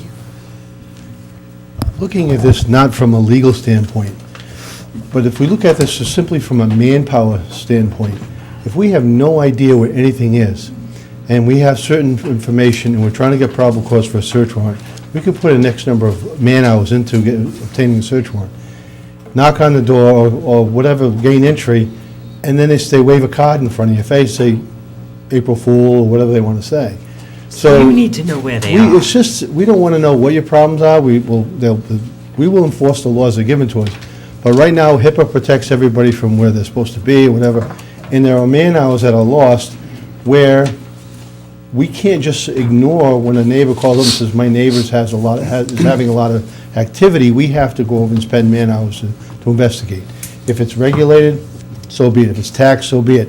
Whatever the legislature puts down to us, we're going to enforce. But it would be nice if they would take into consideration that we don't care about your HIPAA violations. We know an awful lot about you anyhow, and we're not out there spreading rumors about people. So I think we should have some type of regulation, know where these things are, not to monitor them, but just to simply say, okay, this is accepted in the community, these over here need to bear watching. So you know what's legal That's and all. not legal. Right. We have many in the town, let me tell you.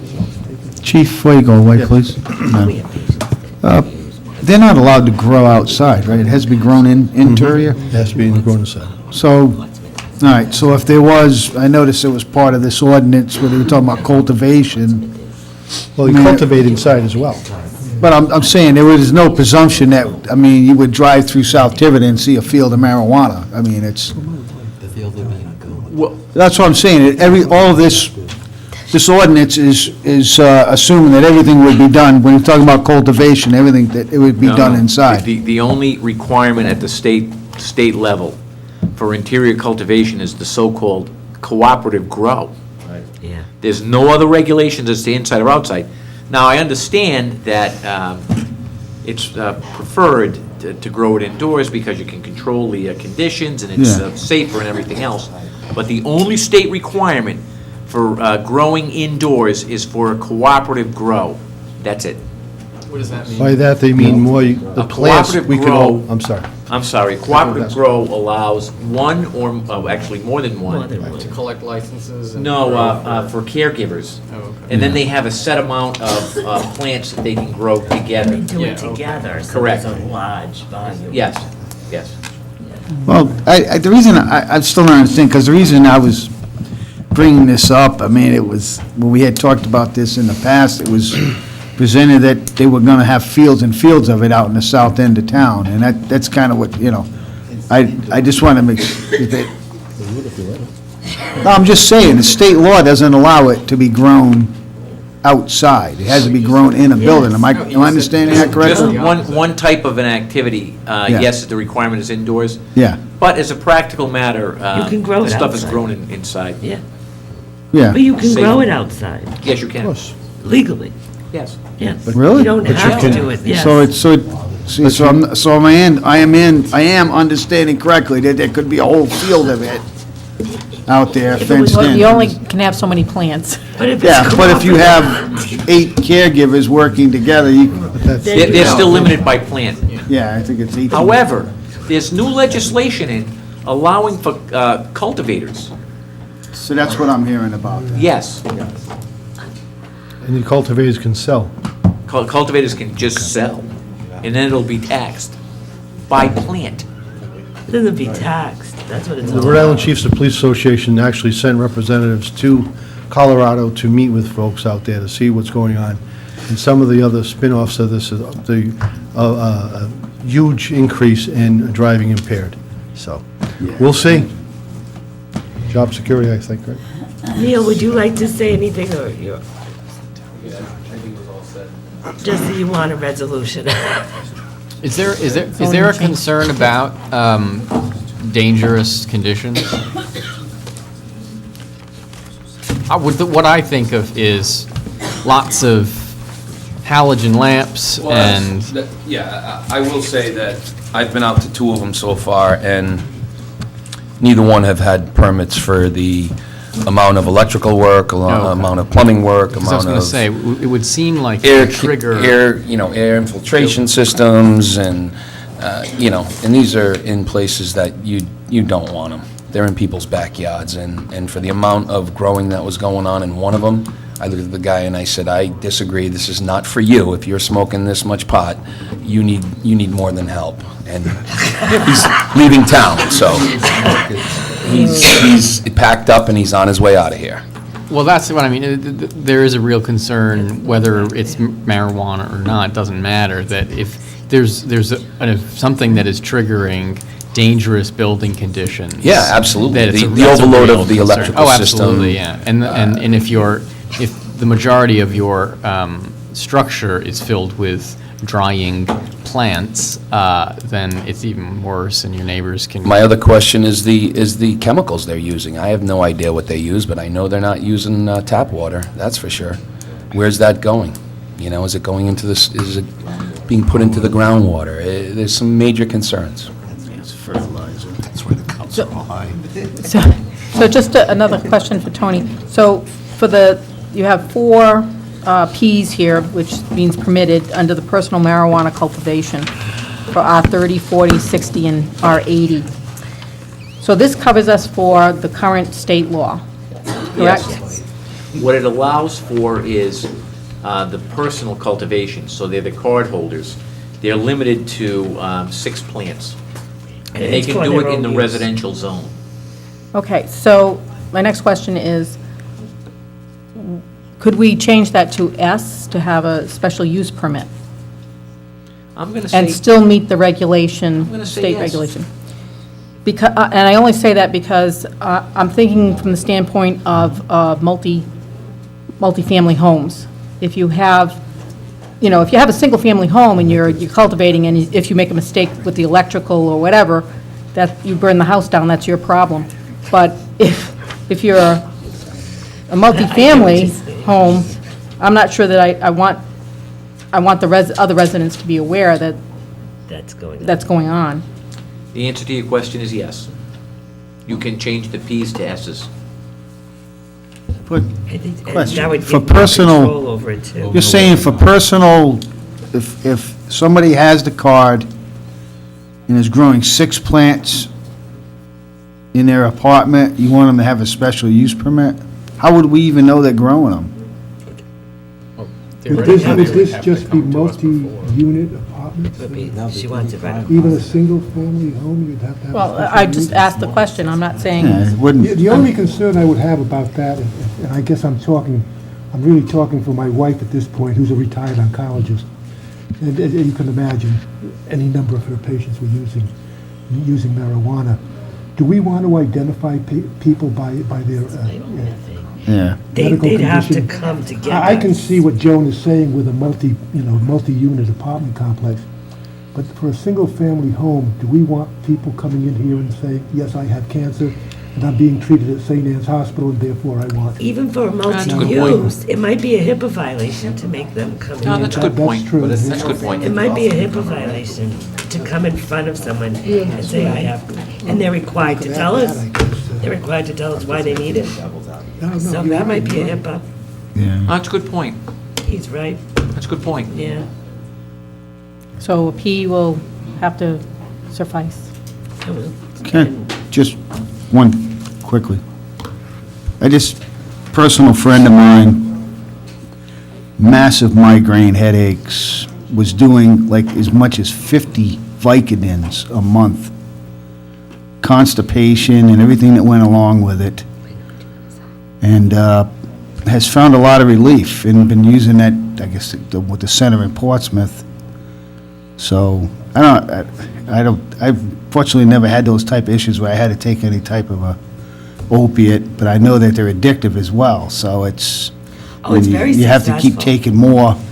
So, I mean, that's why I'm reluctant to want to eliminate the Compassion Center or, anybody being able to, grow in their home as long as they're within the confines of the law, so... And for 6 plants, I couldn't understand why you would have to do extensive wiring and, I mean, it seems to me what Neil was describing, the guy was, as he said, it was, he was an accumulation of several licenses and almost like a commercial. Excuse me, Joe, a plant could be to the ceiling, one plant. That's what the problem. You're thinking a cute little window pot. No, we're talking something that could be as big as this, and as far as drying the plants, they're misted constantly all the time, so that could get into... Yeah, I'm not anything really as far as up on the hydroponics. Unfortunately... I remember the 70s when they used to grow in the field, and you couldn't tell if it was hemp or pot, but... You didn't care. In Kansas, I was in the military, you had to pee in the bottle all the time. Same with driving trucks, so I drink. Dave, do you have any? I say we send this to economic development and fill up one of those storefronts on North Main Street, on Main Road. It's still put next to the fireworks place. Yeah, the fireworks, right next door to the fireworks place. No, I just don't want it to have that, that stigma Does anyone that have it's any- evil. Joe did There's suggest- some of this. Make it as tight as possible. Make it as tight as Make it possible. as tight as possible. I don't want to see any marijuana. Well, Well, it's got to go to the planning board and then it comes back to us, right? On cancer patients and patients with chronic or acute, it does work. And when it's controlled and done properly, it really is a good alternative to, like Joe said, narcotic addiction and other things. And it has a lot less side effects than some of the medications. So when used properly, it does really work. And I've seen success with patients myself. But it has to be very controlled. So can I make a motion? Sure. Can I move that we forward this proposed ordinance to the planning board for review, recommendation, and return to us to schedule a public hearing at a time Second? in the future? Can you put a set time down for the public hearing for? Yeah, whenever you want, I don't care. when. Whenever The you reason have- I say this, Don't under the drag state it on. statute, there's a certain amount of time limit once the. When does the planning board think they can reasonably accommodate? Planning board, he's good, Stu's good, right, yeah. I'd suggest you set the matter down for a public hearing at your second March meeting. That's fine. Okay, we have another, okay. It's gonna be a busy meeting. Might want to make it the first meeting in April.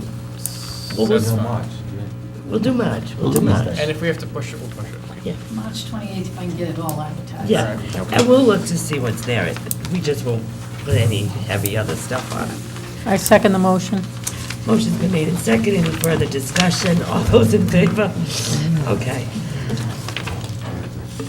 Police Chief Blakey, authorization to purchase a 2014 leftover Dodge AWD police package cruiser utilizing 21500 from account number 33066648 Tire and Auto Parts. And this is the savings that you're going to do for next year's Well, budget. first of all, I'd like to put an application in to have a Munchie or a Girl Scout cookie vendor sale next to the marijuana center. Nancy will have her grandchildren on it. Careful what kind of cookies this is. All right. So we have discussed this at the Budget Committee meetings. Correct. At the budget meetings. And this will save us having to have to buy a car for this. Yeah, well, I'm gonna reduce next year's capital purchases by one vehicle. Yep. I have enough money in that account now to utilize to purchase a Cruiser, 2014 leftover, still brand new, under warranty. We do not trade our vehicles in, so it doesn't matter what model year we have, but we're going to save between $400 and $5,500, $4,000 or $5,500. It'll free up a Cruiser we currently have now. We'll take it offline. Could be used at Mr. Wojcik's, whatever he wants to do with it, for another department head possibly. And the dealership is actually one of our low bidders last year. So right now it's a sole source because it is a leftover vehicle. All-wheel drive, police package. Is this a car or a? It's a all-wheel drive car. It's the regular charges. And there's enough money in your tire and auto parts. I have enough money You're in that comfortable account with using that. and still for the rest of the year, yes. Any further discussion? How is this thing still, this thing's 2 model years old. How do we, was it meant to be sold to somebody and they bailed? It was ordered for another police department and their funding dried up. So it's not a used car, it's not a demo, it's a brand-new car. But it's been sitting for 2 years? No, they're fine. We buy leftovers every year. I know, but this is not a 15 leftover, this is a 14. Well, last year I bought, 8 months ago, I bought a 2014 leftover. I'd like to entertain a motion. I'll make a motion to authorize purchase 2014 leftover Dodge AWD police package Cruiser, utilizing $21,500 from account 3330-6648, tire and auto parts. Second? Motion's made and second. Any further discussion? Good job, chief. All those in favor? I knew you were going to say that. Unanimous. Thank you very much, What color is appreciate this it. thing gonna be? Beg your pardon? What color is it? White. Any stripes or anything? Surprise, surprise. We only had one choice on that, so. Need an orange one. Councilor DiMederos, approval of snow and trash service for Baltic Lane.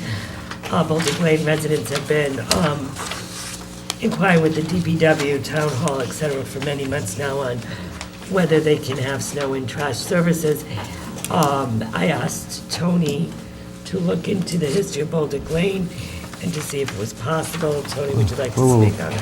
Where are you? Yes, Boldick Lane was originally platted out as Ash Street in a 1941 plat, was accepted in 1941, called Plan of Stafford Heights East Section. It was never formally accepted by the town.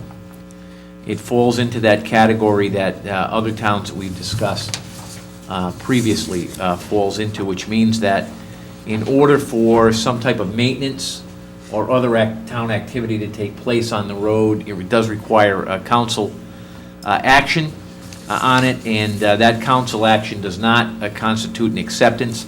This is based upon the ordinances in effect at that time as opposed to current ordinances. So you've done this before, it's the same thing for Boldick, it's in your discretion. So it did appear, though. It did appear on a... Yes. Because some of these haven't.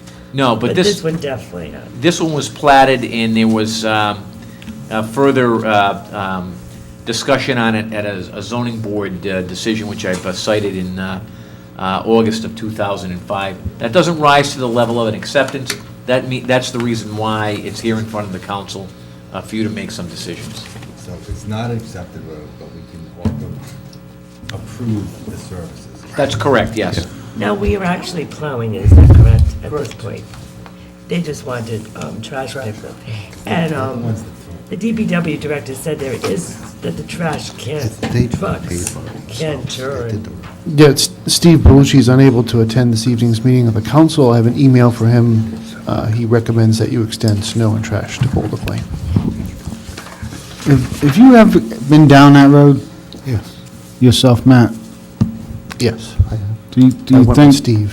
so you don't think it's a problem for the trash truck and our DPW trucks to operate on that road? The residents took up a collection, as you know, and put a base course down. They're going to put a finish Well, they course did. down. Have you Yes. seen it lately?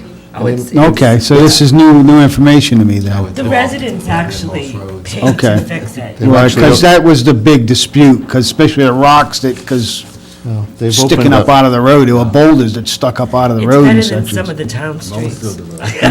They've opened up the gate and they made a turnaround in the bottom. They've done a great job at that. Okay. When I started here and I was driving my Mini, that was an unfortunate decision on my part to explore Boulder Lane.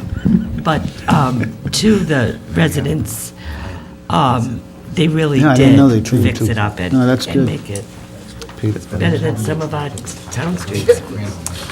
No, that's Need a all I was motion? going to bring out is because we've had issues with trash at the Go top of the down. road. Nobody picks up what the dog eats or whatever, because it's not mine, it was somebody else's. Go down there and look at it. Yeah, I have to now. I make a motion to approve. Do I have a second? I'll second. Motion to Approve snow and trash service for Boulder Lane. Yep. Any further discussion? All those in favor? Unanimous. Thank you. Conservation Chair Trish Hilton, approve a resolution opposing House Bill H7651. Thank you for staying.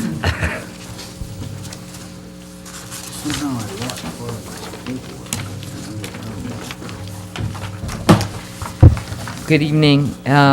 Recently, a bill has been introduced in the House at the Rhode Island General Assembly, House Bill 7651, which would require that municipalities not exclude wetland buffers when calculating buildable lot areas or minimum lot size. Different communities do it different ways, but in Tiverton, we use the jurisdictional wetlands when we subtract wetlands from a lot area. And the jurisdictional wetlands includes not only the wetlands themselves, but any buffer that the DEM has so deemed as part of the proposal. In the event that this bill were to pass, the trouble for Tiverton is that in a community that has two public drinking water supplies that are not terribly well protected to start with, and half of our citizens rely on, or at least people in the southern half of the town, rely on well water. Having healthy, viable wetlands is about the best thing that you can do to protect both ground and surface water. So this bill, if passed, and at this point, there's no companion bill in the Senate, but it doesn't mean there won't be one to follow shortly, would eliminate one of the tools that we use to protect the wetlands. Secondly, although it's hard to calculate, if you were to remove the buffers from the excluded land, that would mean that there's more land for houses and house lots. So it's difficult to, again, to calculate because it depends on what the DEM sets as the jurisdictional buffer in any given project. But ultimately, it might throw a significant amount of land into the pool of buildable land, where right now it's in non-buildable land. So more development. will go on this land. Potentially more house lots than we could have on the same acreage that we would have today under our existing regulations. The third thing, and I think that this is really the most important one, is that the enabling legislation for zoning clearly gives municipalities the right to manage their own land use. And every time one of these little bills pops up at the General Assembly, it's a chip away from our own ability to manage our land use as we see fit. And sometimes these bills come up and we kind of think, oh, that's not going to go anywhere, but in reality, with amazing speed, sometimes these things move through the General Assembly. And they're often, as in this case, not something that's coming from statewide planning, not something that's coming from the DEM. More likely, this is coming at the request of a special interest group, and very often it's about land on the other side of the bay where there's not as much buildable land left, and, you know, certain constituencies would like to be able to get their hands on that land to develop. So, you know, friendly advocates in the General Assembly put forward a bill like this without really any understanding of the impact that it has on a community like Tiverton that doesn't have public water and public sewer everywhere, and is responsible for these 2 drinking water reservoirs.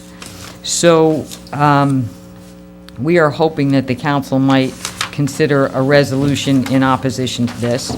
I did speak with Representative Edwards to find out if he was aware of this, which he wasn't, and to ask him whether or not he would have a concern about our being in opposition, which he did not have.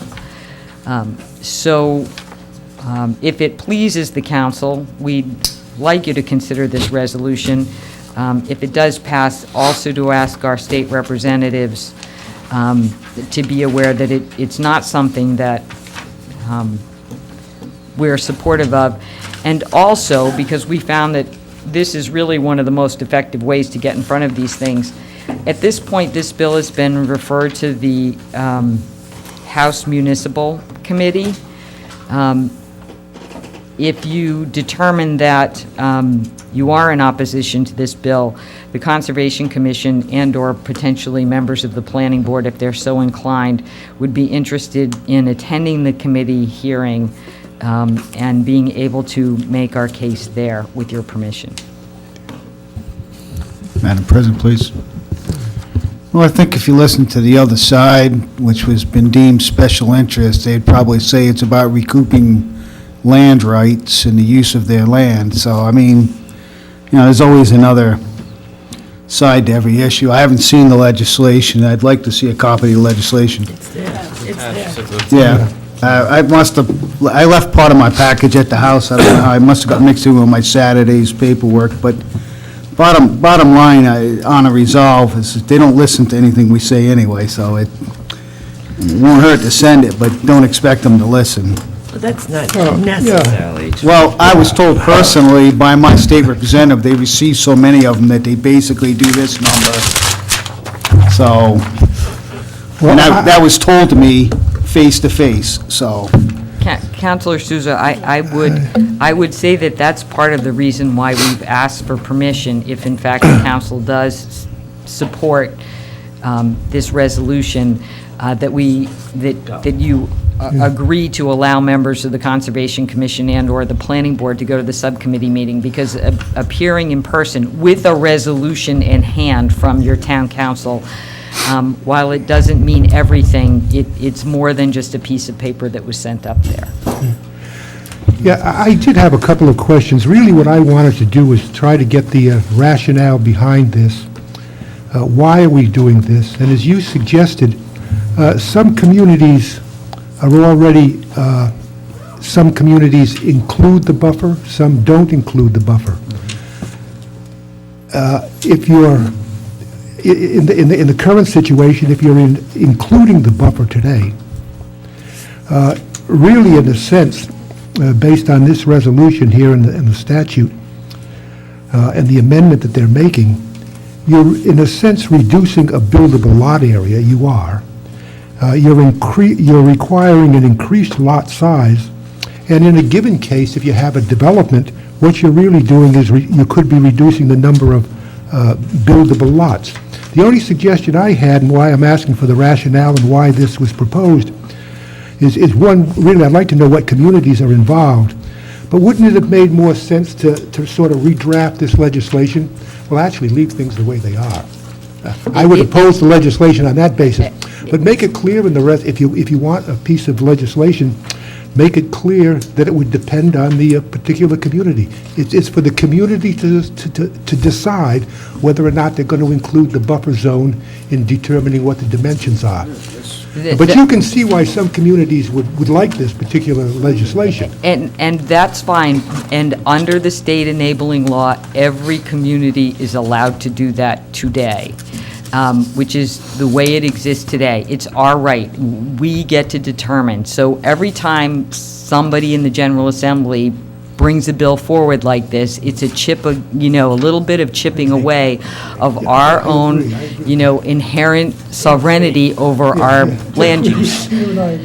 Peter and Jay's agreeing over So our suggestion Denise, to I the- want to say that I will support what you're doing.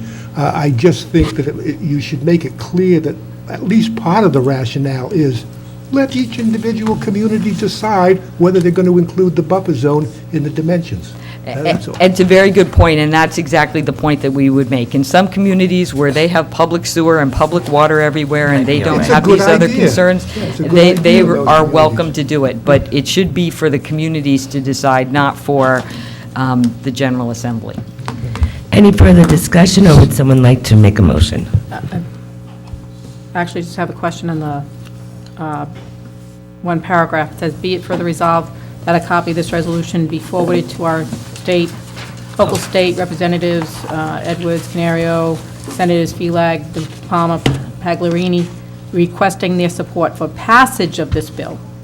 I think it No. should be That's what saying, it says. requesting their support in opposition to this bill. So we'll fix that, Nancy? Could I have a motion, please? I move that we approve the resolution opposing House Bill H7651. Would you like to include and send representatives? As amended. Oh, As as amended. amended. Second. We don't, first of all, we can't tell the Conservation Well, Commission no, to do but anything. they want to know if it's okay with us. that it We don't is. have the authority to give them Well, an well, okay.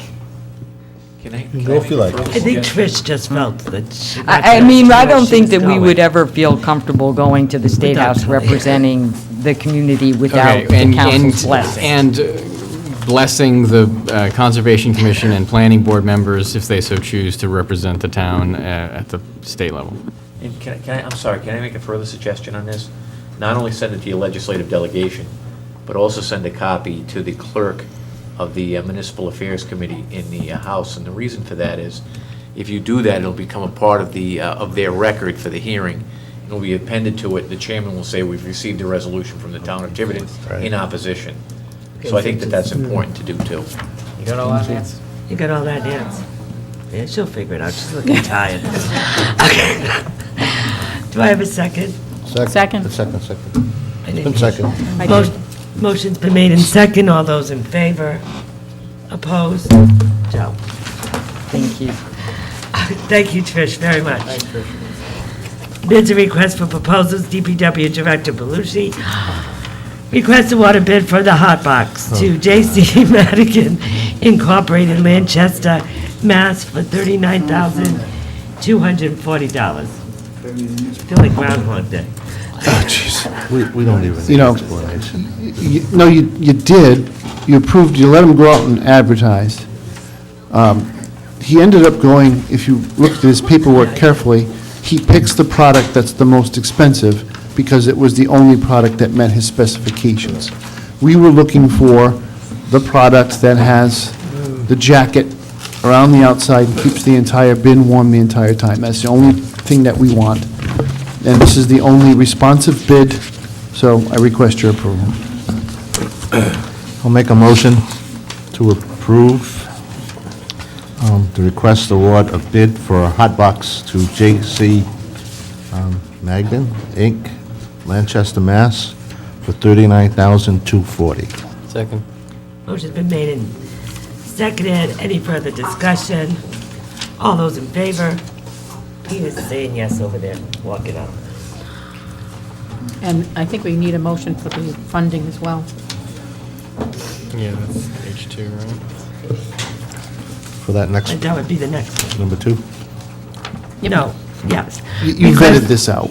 Yeah, This is- request transfer $25,000 from the paving road repair account 5540-6794 to Municipal Capital, DPW Hot Box 098087777. Make that form of a motion? Second. Any further discussion? Motion's been made in second. All those in favor? Open public forum for announcements and comments. Mrs. Black, of course, is still here, and she wants to talk regarding the budget process.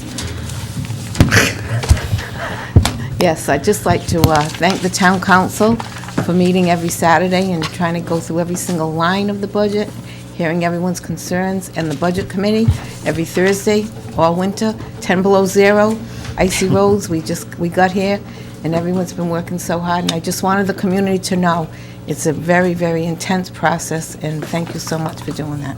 Thank you, Sally.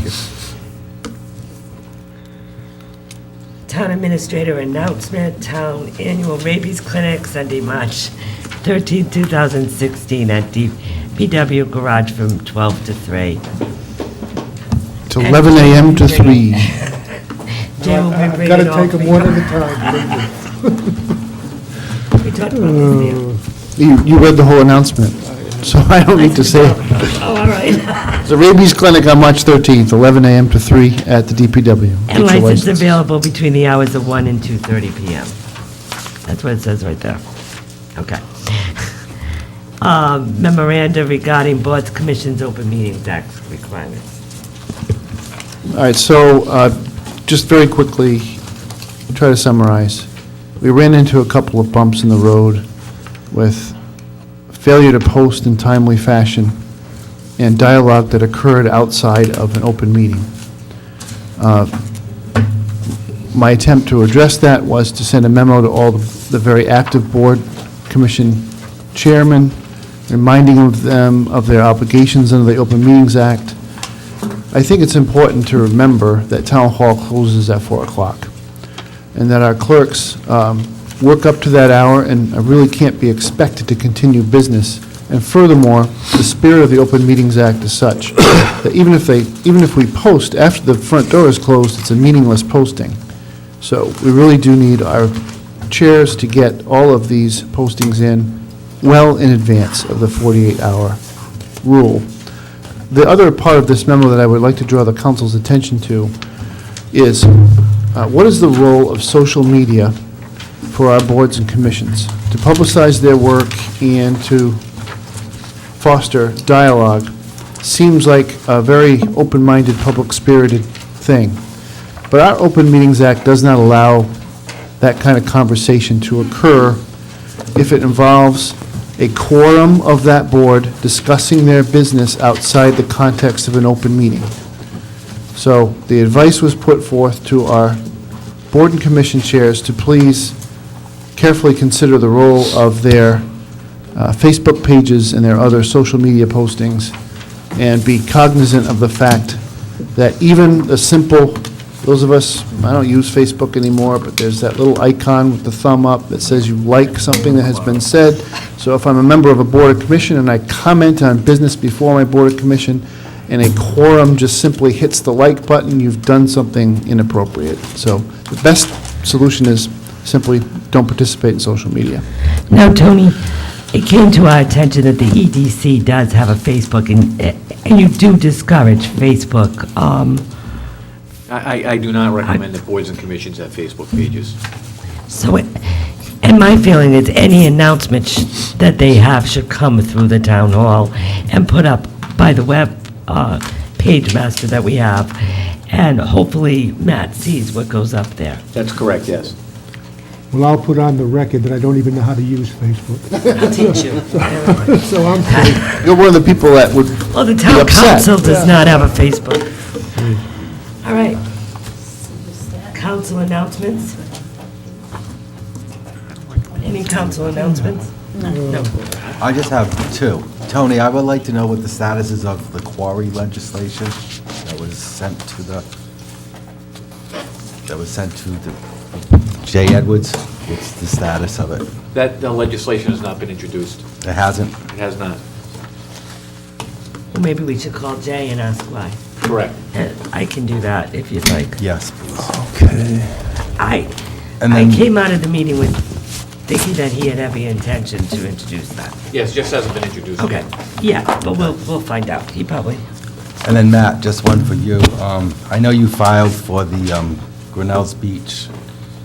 Any status on that? And if possible, could you give the town council all your filings for the open meetings and exactly what you filed and requested? what? Say that again? The public records request? The public records. Okay, all right. Yeah, all my public record requests should have been copied on the clerk.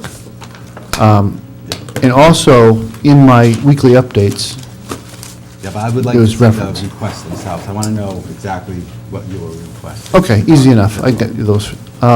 We've gotten responses from two of the agencies. RIDOT asked for an extension. The governor's office was so kind as to provide me with an additional copy of the letter from Director Alvidi to Jay Edwards. I'm glad they had a copy of it. I know, It was encouraging. The state treasurer at this point is in violation, has not responded to me within the 10 days required by the statute. My personal view is that was the most important request. I expect the state treasurer to know what does or does not exist in the accounts of the state, and thus, it's going to depend on what everybody wants to do, just how much anxiety do you want me to create the state treasurer? I will say, and, yeah, what has happened, we had an email breakdown at Town Hall this week, and you did not get your Friday update from me because I could not communicate to you. So, yeah, there were a couple of documents that I sent out, which included a report of my meeting with David Fish from RIDOT. It was actually a follow-up letter from me to Mr. Fish that bounced back. So Councilman Mello didn't get it. I don't think Councilor Shabbat got it. But you did. So I didn't communicate any further because I couldn't get to all of you with all the same information. But basically, we had what I considered to be an extremely productive and cordial meeting with the chief engineer from RIDOT. Because what I saw was a recognition of a couple of realities. Yes, that $2.3 million still exists.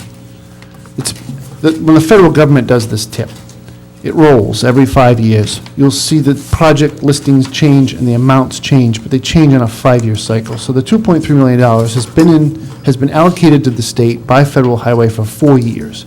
This is the 5th year of the 5-year cycle. There's no reason to doubt that the money would be there. Every good negotiation, there's a way for the other side to save face. I mean, through the APRA requests and through the inquiries by members of the council and members of the General Assembly delegation, we've cleared up a lot of misunderstanding at RIDOT. So rather than press the issue and embarrass them, I think they are acknowledging they found the money. They're also acknowledging that there's an quote-unquote cost engineering plan was in fact completed, and they do in fact possess that plan, and the attempt to address the Stonebridge abutment would cost less than $2.3 million.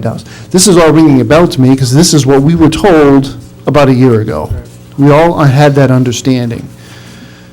But there are some changes, and that change, and I will put the plan and the letter into correspondence for your next council meeting, so you'll have all the things that I have. But there's a drawing that shows sheet piles being driven as a tow, so to speak, to hold up the stonework behind it. The existing wall of the Stonebridge abutment will remain.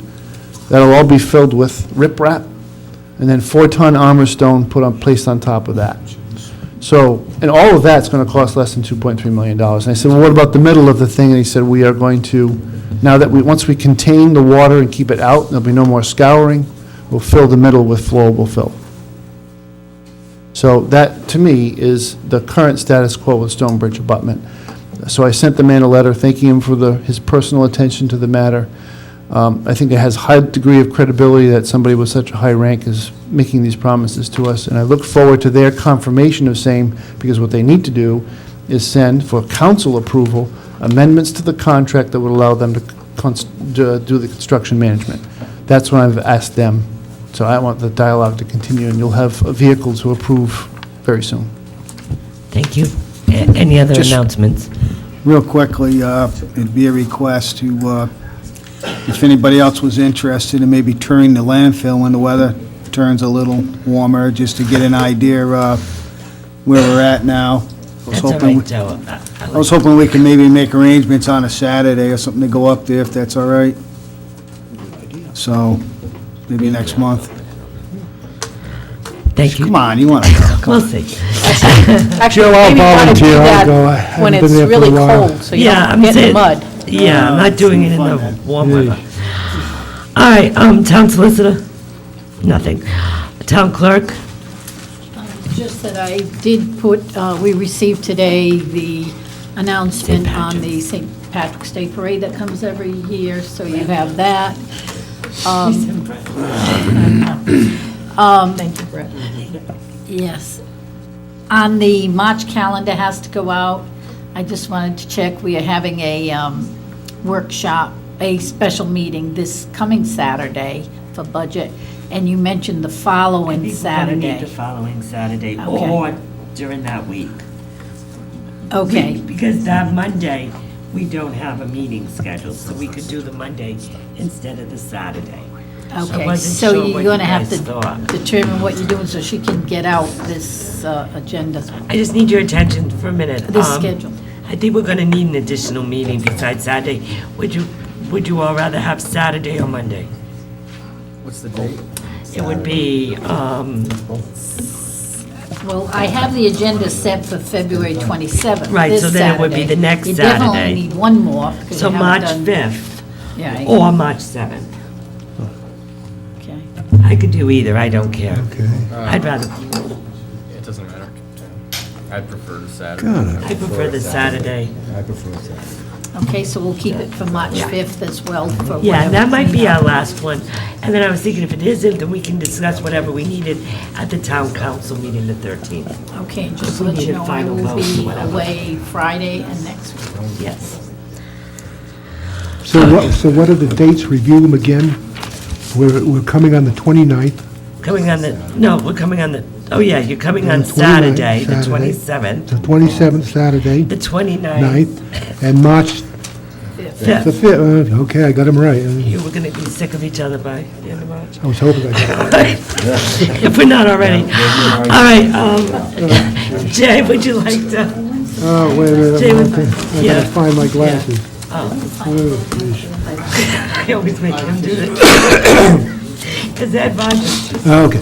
I move that we go into closed executive session pursuant to Rhode Island General Law, Section 42465A2, Ray litigation, McGinnis versus Town et al., civil action number NCO 80629. Second. Motion been made in second. Mr. Souza, Mr. Perry, Mr. Mello, Mr. Lynn. Aye. Aye. Aye. And stay in closed executive session pursuant to Section 42465A2, Ray potential litigation. Second. Aye. Aye. Aye. Aye. Aye. And stay in closed executive session pursuant to Section 42465A1, Ray Town Administrator Performance Evaluation. Second. Aye. Aye. Aye. Aye. Aye. Aye. And stay in closed executive session pursuant to Rhode Island General Law 42465A2, Ray litigation, Town of Tiverton versus James and Melissa Pelletier. Second. Aye. Aye. Aye. Aye. Aye. Aye.